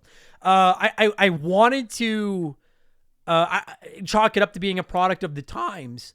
There's my voice crack for the week. The product of the times. But the thing is like there's fucking Super Nintendo games and Genesis games and other PlayStation games where the inventory isn't as annoying to navigate as this one. I like that they're putting the layers into it. I just wish it was easier to fucking use. And for the love of Christ, tell me what something is when I pick it up. Instead of me having to go look and be like, oh, okay, I just got this cool item. What is it? Is it a cape? Is it a tunic? Is it an accessory? Is it a fucking relic? I got to go through all my menus and find out what it is. And then 9 times out of 10, it's not something I fucking want anyways. That irritated me too. But you want to know what is without a doubt the worst thing about this game, and like I can't believe we haven't talked about it yet. The worst thing about this game. What is a man? Nothing but a pile of bones. The fucking voice acting. Now, I'm not. Man. Now, hang on. This is you and I just switched teams because I love the voice acting. No, it's so bad that it's good. We were just talking. I'm playing Resident Evil Code Veronica right now for the first time for the show. And it's a PS2. I'm playing it on PS2 Resident Evil game, and the voice acting is like Final Fantasy X and all these other games with just really cheesy, hacky, weird, classic retro gaming voice acting. Maybe I'm just a fucking freak. I love it. I'm like, make the voice acting as shitty as possible, and it's perfect. That said, I'm not disagreeing with you that it sucks. I just like it. But it does suck. I'll agree. The voice acting in this game. Now, I will say it's like, this is PS1. Like, Final Fantasy 7, 8, and 9 didn't have voice acting. Like, it was neat that it had it. But you're right. It's like Resident Evil 1 levels of cheese. The voice acting in it. Oh, it's so bad. But it's so good, though. It's not even just the way, I think the writing itself is cheese, and then I think the way the lines are delivered is also cheese. And when you combine it, it's like fucking cheese slice covered in cheese whiz. Like, it's just like an overwhelming amount of shitty fake cheese. But I love it. I totally forgot. I'm not gonna lie to you. I totally forgot about the voice acting. I fucking love the voice acting, but it's terrible. Does it I'm going to ask you too, because you're a Castlevania fan. I'm not, so I don't quite get it. Like, is it a good story? Like, I always just assume that the story is I have to kill Dracula. I don't know what the fuck is going on in this game. It's fine. It's, as far as Castlevania games go, it's fine. It's Castlevania. They're like, hey, you're going to play a game where you kill Dracula, and I'm like, cool. Yeah, exactly. I'm like, I don't really need a deep storyline. I just want to fucking... Anyway, yeah, there is more of a story. Like there's like the thing with Maria in this game and shit like that. But like, I don't care. Yeah, like who is she? Like, she kept showing up and like talking shit to me, and I was just like, get the fuck away from me. I'm busy. I don't fucking have time for you. Like what? Like is she important at all? Like all right. She's more important in the second half for sure. Richter also is more important in the second half. Of course it is. Yeah, of course. Yeah, fuck. Like I'm trying to remember because I played this game a lot this week, but I didn't beat it. I'm trying to remember if she's like there at the final boss, but I feel like she is. She must be if she's around for something. Yeah. It feels like, I don't mean to keep going back because I have one more other thing I don't like, and then we're gonna get into the stuff we like. I promise everybody. There's some good stuff coming. I just thought of this. It would be like if I went to a fucking movie and there was like a part in the movie that it hinted that there was more movie, but then instead of a post-credit scene, the whole second half of the movie was after the credits. That's what I feel like happens in this game, where I just walked out like, that was a shitty movie. And they're like, we didn't stick around for the second half of the movie after the credits. Anyway, that's what I feel like. But anyway, the other complaint I have about it, and I want to say this complaint, like, this is something I'm absolutely willing to chalk up to, a product of the times, is by Metroidvania standards. And again, there are very few genres that I feel like I could speak about with any real sense of knowledge, but Metroidvanias are my fucking jam. I think if you played this when it came out, you wouldn't feel this way, but to play it now after playing games like Hollow Knight and the Metroid games and Guacamelee and some of these games that I love so much, I thought it felt kind of empty and boring. Like, I leveled up so quick because you get experience from every enemy you kill, and every time you come to a screen, it's full of enemies again. Like, I leveled up so quickly that, like, and again, maybe the second half of the game is different, but I was just like cheese walking through it, and I was like, you mentioned the hearts. It keeps dropping hearts, and I'm like, I don't need any more fucking hearts. I have the power-up item that I want.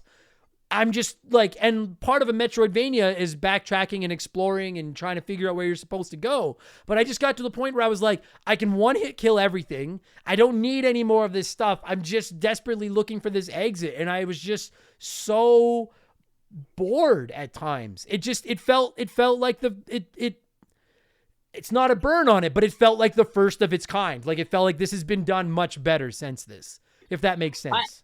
I would agree. I think I can look past it and see the pioneering of the genre that comes with this game. But like, I do get what you're saying, and I do agree. Like, it's been done better at this point.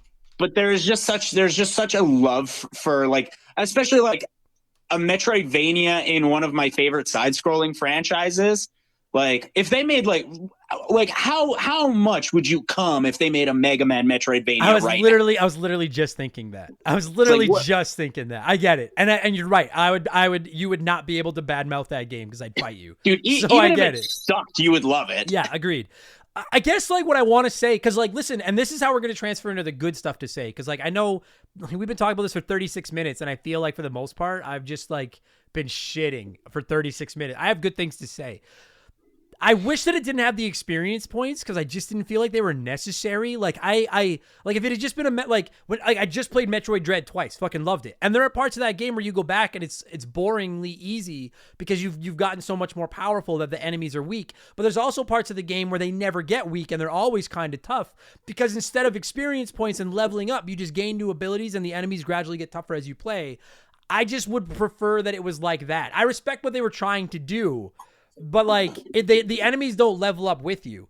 So the longer that you run around in this game, it's like grinding in a JRPG. You're running around trying to figure out where you're going, which I have no qualm with. That's part of a Metroidvania. But while you're doing it, you're grinding and gaining experience and leveling up. And the game is just getting easier and easier and easier, but you still have to backtrack and try to figure out where to go. I maybe wish that the enemies scaled with you or something, or got rid of experience points. Like, does that, do you know what I'm saying there? I do know what you're saying, but I don't know if I agree. I actually really like the leveling up system in this game. And the reason I like it is that it gives you, like, if you are stuck and you don't know where the fuck to go, it does give you, like, a bit more of a drive to do some more exploring around, because at the very least, even if you're getting nowhere, you're gaining experience points. And that's how I felt for a while until I hit a point where I was like, I got to the point where I was like, I was only kind of like half swinging my weapon and half just running through. Cause I was like, even if they touch me, I'm going to lose like no health. You know what I mean? Like, I understand that. And for a while I agreed. And then I just got to a point where I was like, I'm in beast mode now, but it might just be that I sucked and couldn't figure out where to go for so long that I over leveled myself while I was fucking lost. Yeah. It might've just been that. Now, having said that, if we transfer over to the good shit, I just want to say, and you brought up the point that I wanted to make, literally what I wanted to make. If they made a Mega Man like this, I would be all over it. The innovation and the way that they shifted gears from games like, Super Castlevania 4 and Castlevania Bloodlines and 1, 2, 3 and stuff like that, undeniable, and I respect the shit out of it. In an era where we shit on so many franchises for just doing the same thing over and over and over again, they didn't with this game. And whether I liked the end result or not, I have so much respect for how outside of the box they thought with this. Absolutely. You mentioned that you're a Castlevania fan to begin with. It must have been mind-blowing to see something this big and different from this. Like, this feels like, I mean, my God, this is fucking Mario has never taken a leap like this from the original Castlevania games. Ever. The first time I ever played this game, the only thing I really knew about it was that it was a Castlevania game, and that a lot of my friends were like, "This game's awesome." So when I got it, I didn't even know it was a Metroidvania, and I started playing it, and I was like, "Oh my God, I can't believe they did this, but it's awesome." Yeah, like I wish that I had liked more aspects of it, because at its core and what it's trying to do, and none of the cheap fucking, oh, you got hit by a flying Medusa head and fell back through a hole and you're fucking dead now and start over, like classic Castlevania. Like, the fact that they went so far off the script, I'm like, at its essence, I like this game better than any Castlevania game I've ever played. Like, I like what it's trying to do, if that makes sense. Yeah, you like Area of Sorrow for sure. Yeah, maybe I hear good things about that game too. Area of Sorrow ribs. So let me say that before I do anything else, I respect the way that they tried something differently. And I also want to just say again, and this is something we brought up right at the beginning of the podcast, as a Metroidvania junkie, I can see like this game, like if this game and Super Metroid are like the grandma and grandpa of like the Metroidvania genre, which I think they kind of are. I see that DNA in it. Like, I respect my elders in gaming. I respect gaming heritage. Do you know what I'm saying? Absolutely.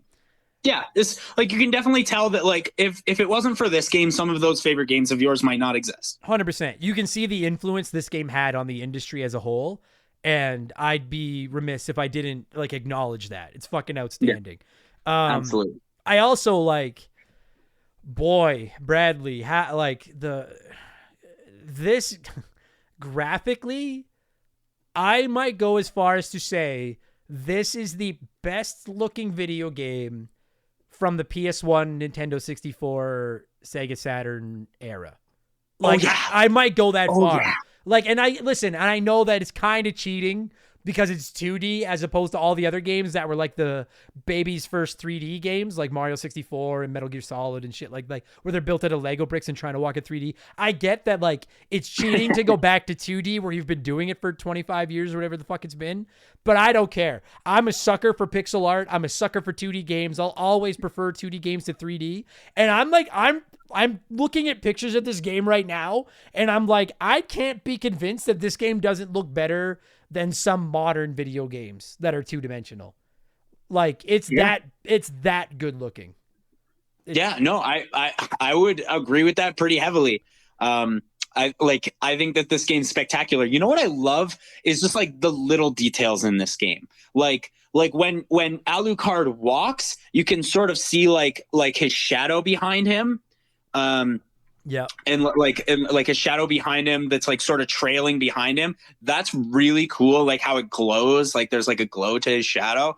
That's really cool. I also love, and this is just me being a weirdo. I love when you die in this game and you, like, fucking blood just sprays everywhere. Dude, I love that. Yeah, there's a lot of blood in this game, but it's awesome.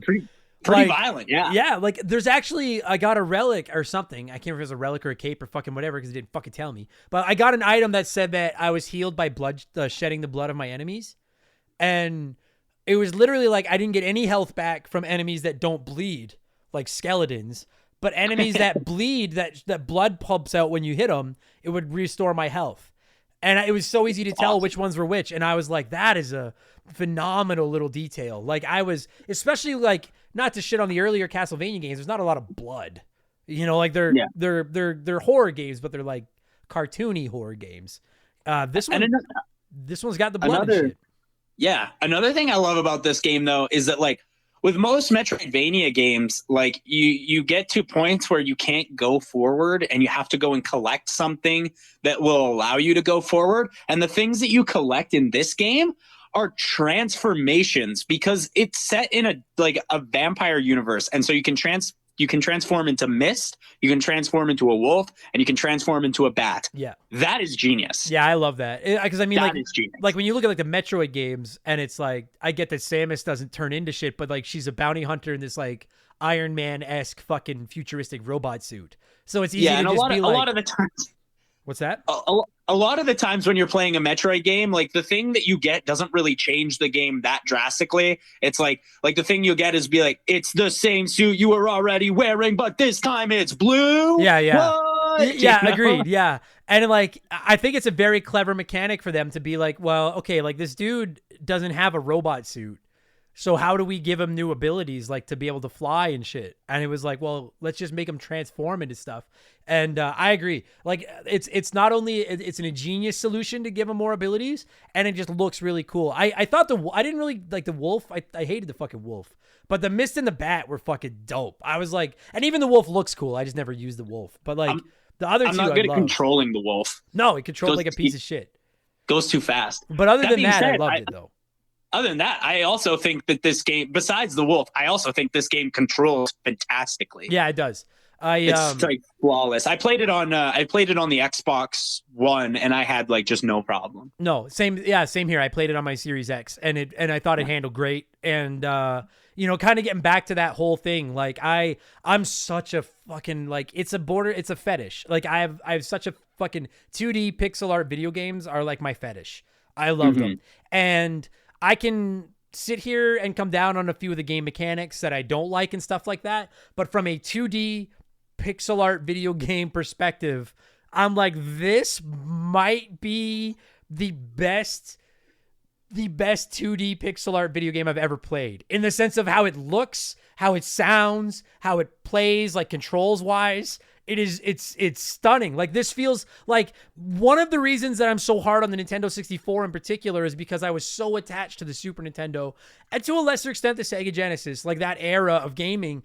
I was dragged kicking and screaming into the 3D era of video games. I did not want them.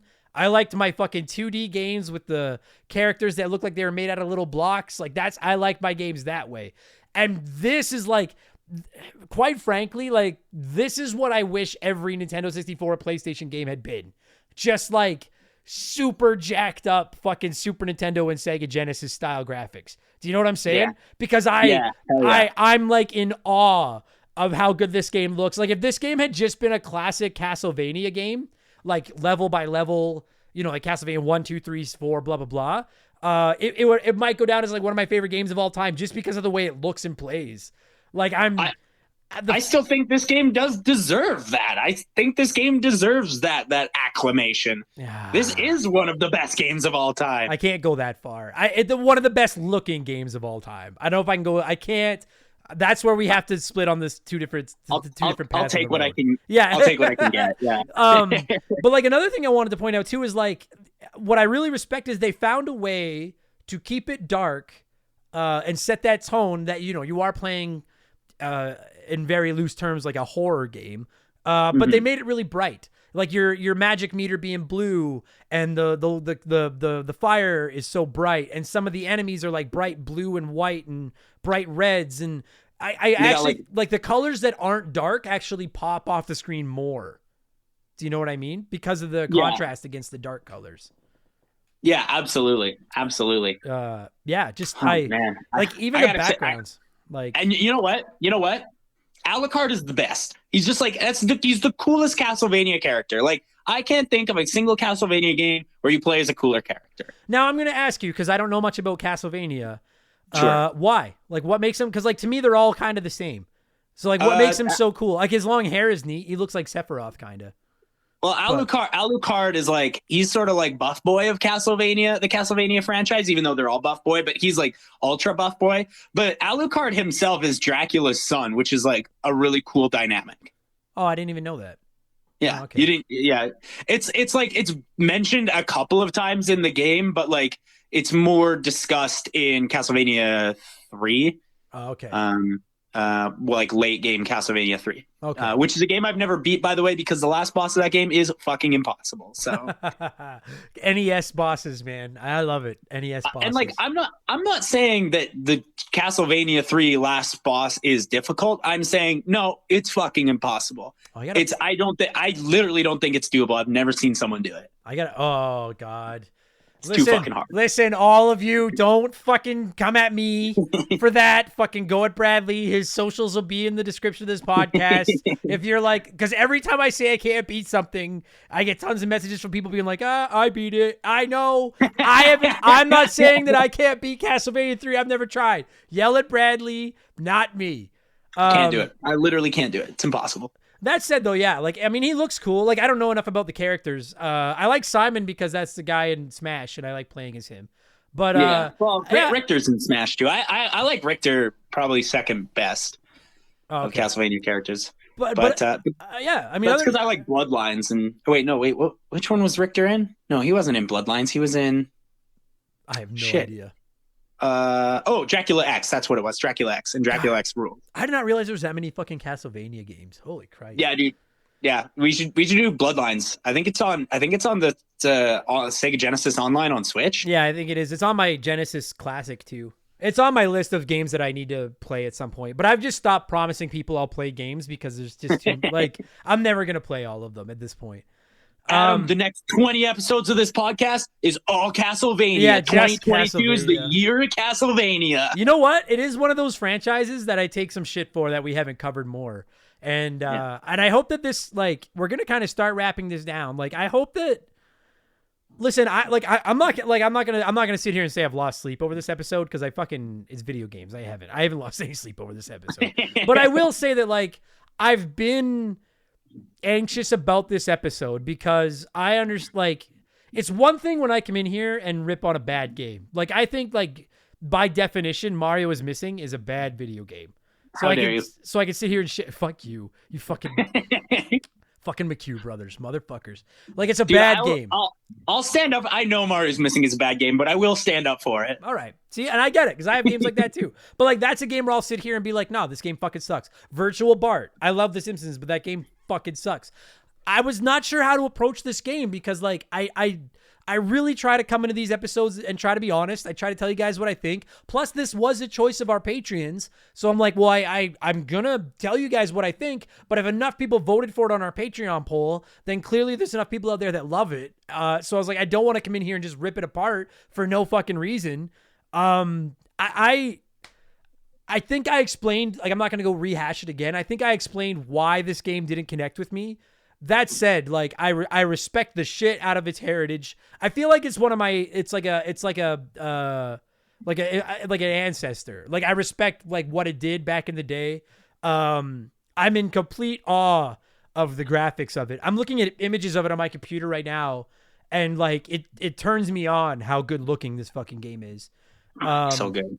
I agree with you that, God, what I wouldn't give to have a Mega Man game like this. And you want to know something, man? Like, I don't know when we're going to get the next how long has it been since we got a fucking Castlevania game? Like, a new Castlevania game?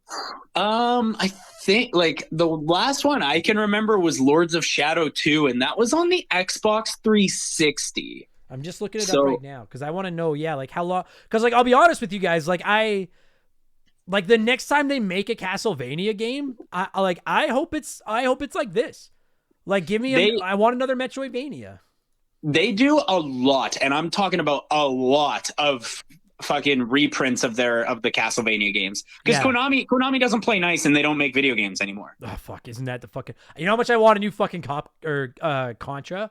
I fucking get it. It drives me fucking... Konami, like, I've ranted about this countless... Okay, so, yeah, new Contra came out last year, friend. I see 2019 Castlevania Grimoire of Souls.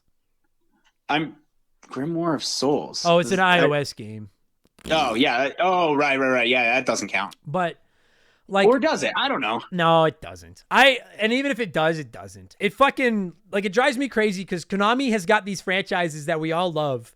And it's just like, if you're not going to use them... Like, I've ranted about this on the podcast before. Like, you are a gamer of taste, for the most part. I like to think so. You like indie games, right? Yeah. Yeah, like, indie games are phenomenal. Like, tell me there's not indie games, those studios out there that would trip over each other for a chance to make a Contra or a Castlevania or something. Like, give them something to fucking do. Like, it's just, we're seeing this fucking renaissance of the old school pixel art style games, but new, like, indie games, and that, like, you know, I'm thinking like Celeste, Shovel Knight, Dead Cells, the list goes on and on and on, and that art style, like, I want, like, literally Metroidvania. It's fucking in the name. It's Vania. It's Metroidvania. Yeah. Give us a new one. Like, yeah, I want one so bad. And the thing is that they this year or last year they released the Castlevania Advanced Collection on Switch, and I think on PS4 and Xbox One. Yeah, it's on everything. Yeah. But then on PS4 and Xbox One only. Kind of sad that they didn't put it on Switch. They also had another collection that had Symphony of the Night and Rondo of Blood. So like they know that we want it. Yeah. They're aware. They're just assholes. I don't get it. Like that all you've dropped since fucking 2014 is an iOS game and then collections. Like, what the, like, look at this. Like, listen to the early days. Like 1986 Castlevania, 87 Castlevania 2, 89 Castlevania 3, 91 Castlevania 4, 93 94 Castlevania Bloodlines, 97 Symphony of the Night. Like, you were puking these out. There was the GBA games in the early 2000s. Like, yeah, exactly. Were they selling that bad? Like I can't be convinced of that either. I'm like, where the fuck did you guys go? Like, you literally invented the genre. Give us another one. You're not Nintendo. Did you ever play Rondo of Blood? No, I didn't. Rondo of Blood was really good. It was like a Super Nintendo game that never came to North America, and then they released it in like a package with Symphony of the Night, and it's on PSP, and it's so good. It is so good. And that's what Dracula X is kind of based on, the bones of Rondo of Blood, but it's a simplified version of Rondo of Blood. Okay, I see. But Rondo of Blood rules. So how the fuck were you churning out like 2 of these a year, and now you don't, like, it's been this, like, I was gonna say, like, it drives me crazy that I haven't gotten a new F-Zero game in fucking forever, and Punch-Out is dead, and Star Fox is dead, and everyone listening to this has a favorite Nintendo franchise that seems to be dead. Everyone does. Earthbound. Fucking thank you. Like, there's tons of them, right? But it's like, to a limited extent, at least I can look at Nintendo and be like, well, to be fair, I guarantee you they sell more copies of the next Mario or Pokemon or Zelda or Mario Kart or Smash Brothers. Like, they sell more copies of that in the first month than a fucking F-Zero would probably sell in its lifetime. Like, I get it. To an extent, I get it. Like, but it's like, Konami, what the fuck are you guys doing? Like, come on. If you're not going to use these, give them to somebody. Give us a new... I think they make pachinko machines now based on Metal Gear Solid, and that's it. Oh, God. This game might not have clicked with me, but I still want more. Like, I gotta have to try out this. What did you call it? What is it? Aria of Sorrows? That's the one? Area of Sorrow. There's Aria of Sorrow and Circle of the Moon. They're both really good. I would recommend both of them, but Aria of Sorrow is better. Okay. And just before we score this thing, I just want to say to all of you out there that do love this game, cheers. Nothing. All right. Fair enough. If you've not played Bloodstained Ritual of the Night, you really should. I didn't love it, but it is fucking... I feel like it's a half a pixel away from like copyright infringement. Like, it's that like it's fucking really close. Well, did you ever play Ukulele? Yes, I did. That game they should have been sued. Yeah, Banjo-Lele. Yeah, except it wasn't as good though. Yeah. Yeah, it was like worse Banjo-Kazooie. Yeah, it was. Which is like whatever, fine, whatever, I guess. So fuck me. This is gonna be tough, man. We gotta score this fucking thing. I'm trying to think of a way to score it. How many endings? Oh no, there's only like 4 endings. That's fucking good. Yeah, I think there's. Oh wait, okay. How about this? You can even though I didn't fucking know, you can get up to 200% completion, right? Yeah. So let's do that out of 200. I actually think it's like something like 197, but let's just go with it. We're going with 200. Yeah. Thank you for getting that in so that nobody yells at me if we got it wrong. Thank you. Yeah, it's something like that. I could be also wrong about that, but no, we'll go with that. We'll go with 200. If you were scoring Castlevania Symphony of the Night out of 200, Bradley, the floor is yours. Go for it. Oh man. I do have my couple of complaints with it, but like overall, I think it's a banger, man. I think it's a banger. So if I got to score this thing out of 200, I'm going to give it 190. All right. That's fair. It's like a 9 out of 10. All right. I can live with that. It's a banger, dude. I think it rips. I have no idea what the fuck to do with this. I feel like I should give it a 100 out of 200 because only half the game is fucking playable. But like, legacy-wise, sure. Like, it's in that like one. I come in at that like like. Just because it didn't click with me, I can look at it impartially and see the genius and probably give it in that like 180 range. But I'm just telling you from my personal like if I put my bias straight up in it and give you my personal opinion, I honestly, I give it like a 100 out of 2. Like, I hate it. I never want to play this fucking game again. I just don't like it. But I respect like Legacy. If I've taken my personal opinions aside, I'm like, yeah, it's probably like a 175, 180. Like, it's a good fucking video game. I hate it. For my fun factor, 5 out of 10, 6 out of 10 tops. Like, I never want to play this fucking game again. I thought that the world was kind of boring. I thought it got way too easy. Apparently, I fucking didn't find half the fucking game. I thought the inventory system fucking sucked. It just drove me crazy. And if I can't sit here to everyone listening to this that have never played it, and if you love Metroidvanias, I'm not going to tell you to play this. I can think No, I am though. Bradley will. So I can't. I simply can't have you. I can't have you talking about this game like that. And I that's, simply can't have it. And that's how I knew it was gonna boil out. Is it's just like. And the thing is like I've seen the fucking discussions online. All right, and to all my brothers and sisters out there that also hate Symphony of the Night, you don't have to be afraid anymore. All right, I've stood up for you. Come on, you can stand up for yourself. But that said, really, it's not a bad game. It just wasn't my cup of tea. I think that's the fairest way fair. I can word it. Absolutely. It's not a bad video game. I just didn't really care for it. Yeah. I think that's totally fair, but like, you're wrong, but like, it's fair. Yeah, but you like Mario is Missing. For all of you people out there, he likes Mario is Missing. So fucking be careful with what you fucking ask for. I don't think it's good. I just like it, all right? I fucking hate you. Buddy, it was nice chatting with you again, man. Thanks for doing this. We'll do another one soon.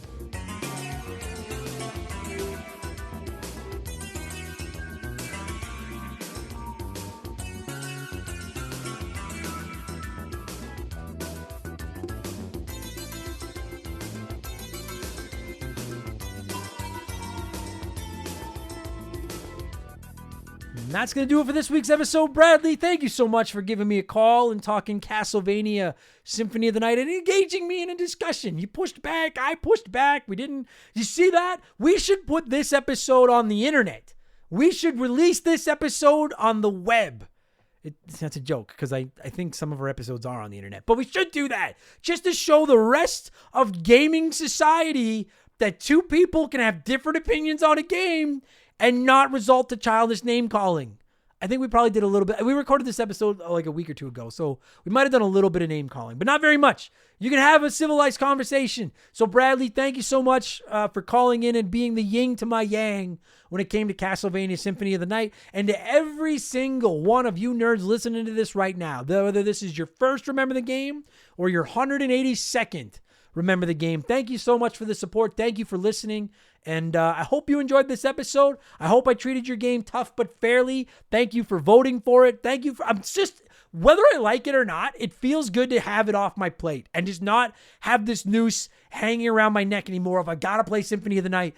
Final Fantasy Tactics is coming at some point this year.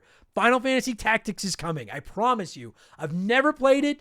It is, if Symphony of the Night was top 3 games probably that we get requested all the time, Final Fantasy Tactics is number 1, and we're going to get it crossed off the list. And I won't lie to you, I'm a little bit more nervous about Final Fantasy Tactics after Symphony of the Night, but I have a good feeling about Final Fantasy Tactics. So if you hate Symphony of the Night, you can come on over to my house. We'll have a barbecue and we'll talk about it. If you love Castlevania Symphony of the Night, go over to Bradley's house. Just DM me, and I'll shoot you his address, and you can go check it out there. And I won't actually do well. If you pay enough, maybe.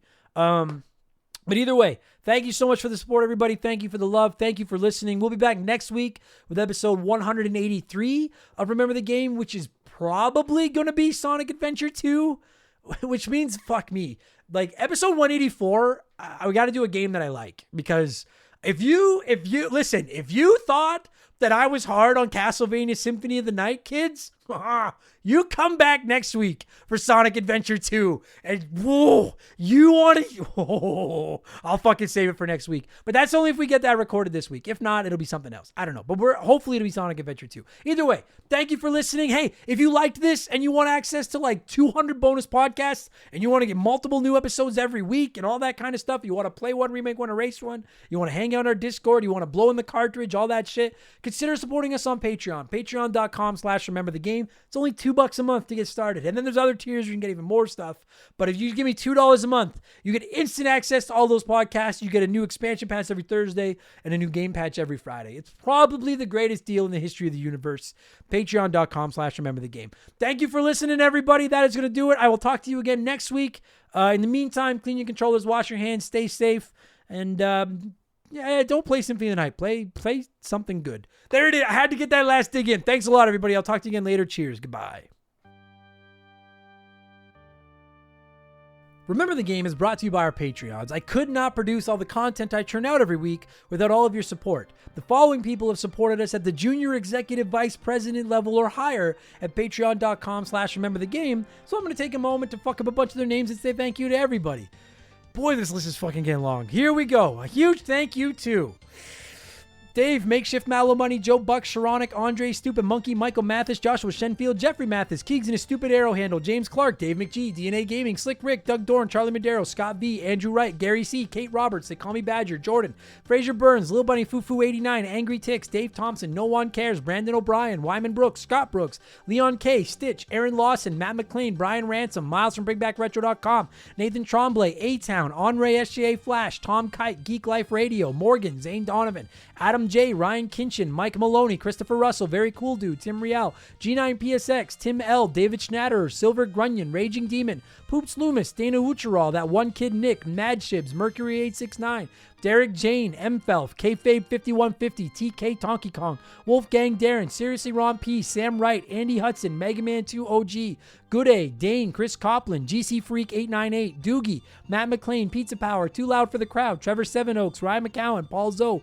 Wolf Magic 21, Johnny CCDC, Joel LeBlanc, Carmichael Nicholas, Squints, Tent Sparkster, Omega 88, Nathaniel Shelley, Explode Processing, Chowdy Lowdy, Dan Wagner, Candido, K-Cuz, Titan 420, Jose E. Marco, Scarlett, Oprah's Iron Fist, Adam Farrer, Russell Aldridge, Chris Story, Classic Crusade, Cart from KOTOR, Chance McCoy, Hammond Egger, Jeff Bergeron, Ian Watch, Joe Kirby, Captain N, Owen the Game Furchuck, Game Nomad Misi, Daniel, Astro Alpaca, Stuber Garrick, Eden Awaits 1981, Tunable Power, Swanee, Tom Danks, John Woodruff, Inhuman Sumo, Chalupa Cabra, Rocker Dude, Mikey NL83, Just a Fish, Bagalazino, Noob Q, Scientific Wonder Penis, Beth, Strife 89, Liam Denzalo, Spicy Mortician, Eric Shavinius, Holmes, Ryan Gibbons, Zach Shepard, Chris Dickin, Jay Hampton, Dylan Flora, Jackson M, Matthew D'Amico, Daja 1K1T, Clayton Robertson, Frosty Feet 492, Britt O'Neill, all the good names were taken. Hulk Hogan's brother, Chris Larkin, Austin Cook, Kyle Shreve, Matthew Salmon, Elijah Burns, Nicholas Kulik, Ocelot of Woe, Stephen Parnell,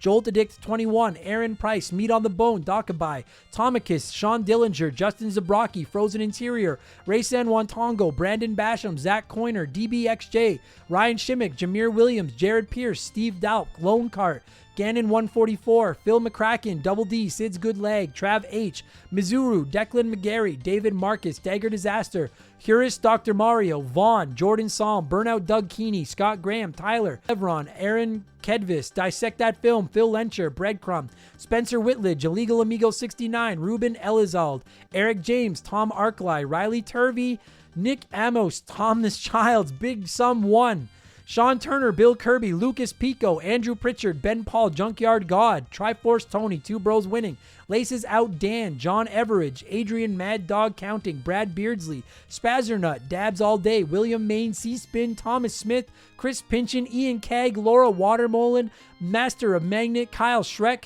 Colloquialism, I think, Tyler Smith, Rotten Potato, Leon Lashway, and Nicola. That might be the best one I've ever fucking done. That was pretty fucking good. Thanks for listening, everybody. You guys are all the best. I owe you immensely. Take it easy, everyone. I'll talk to you again later. Cheers.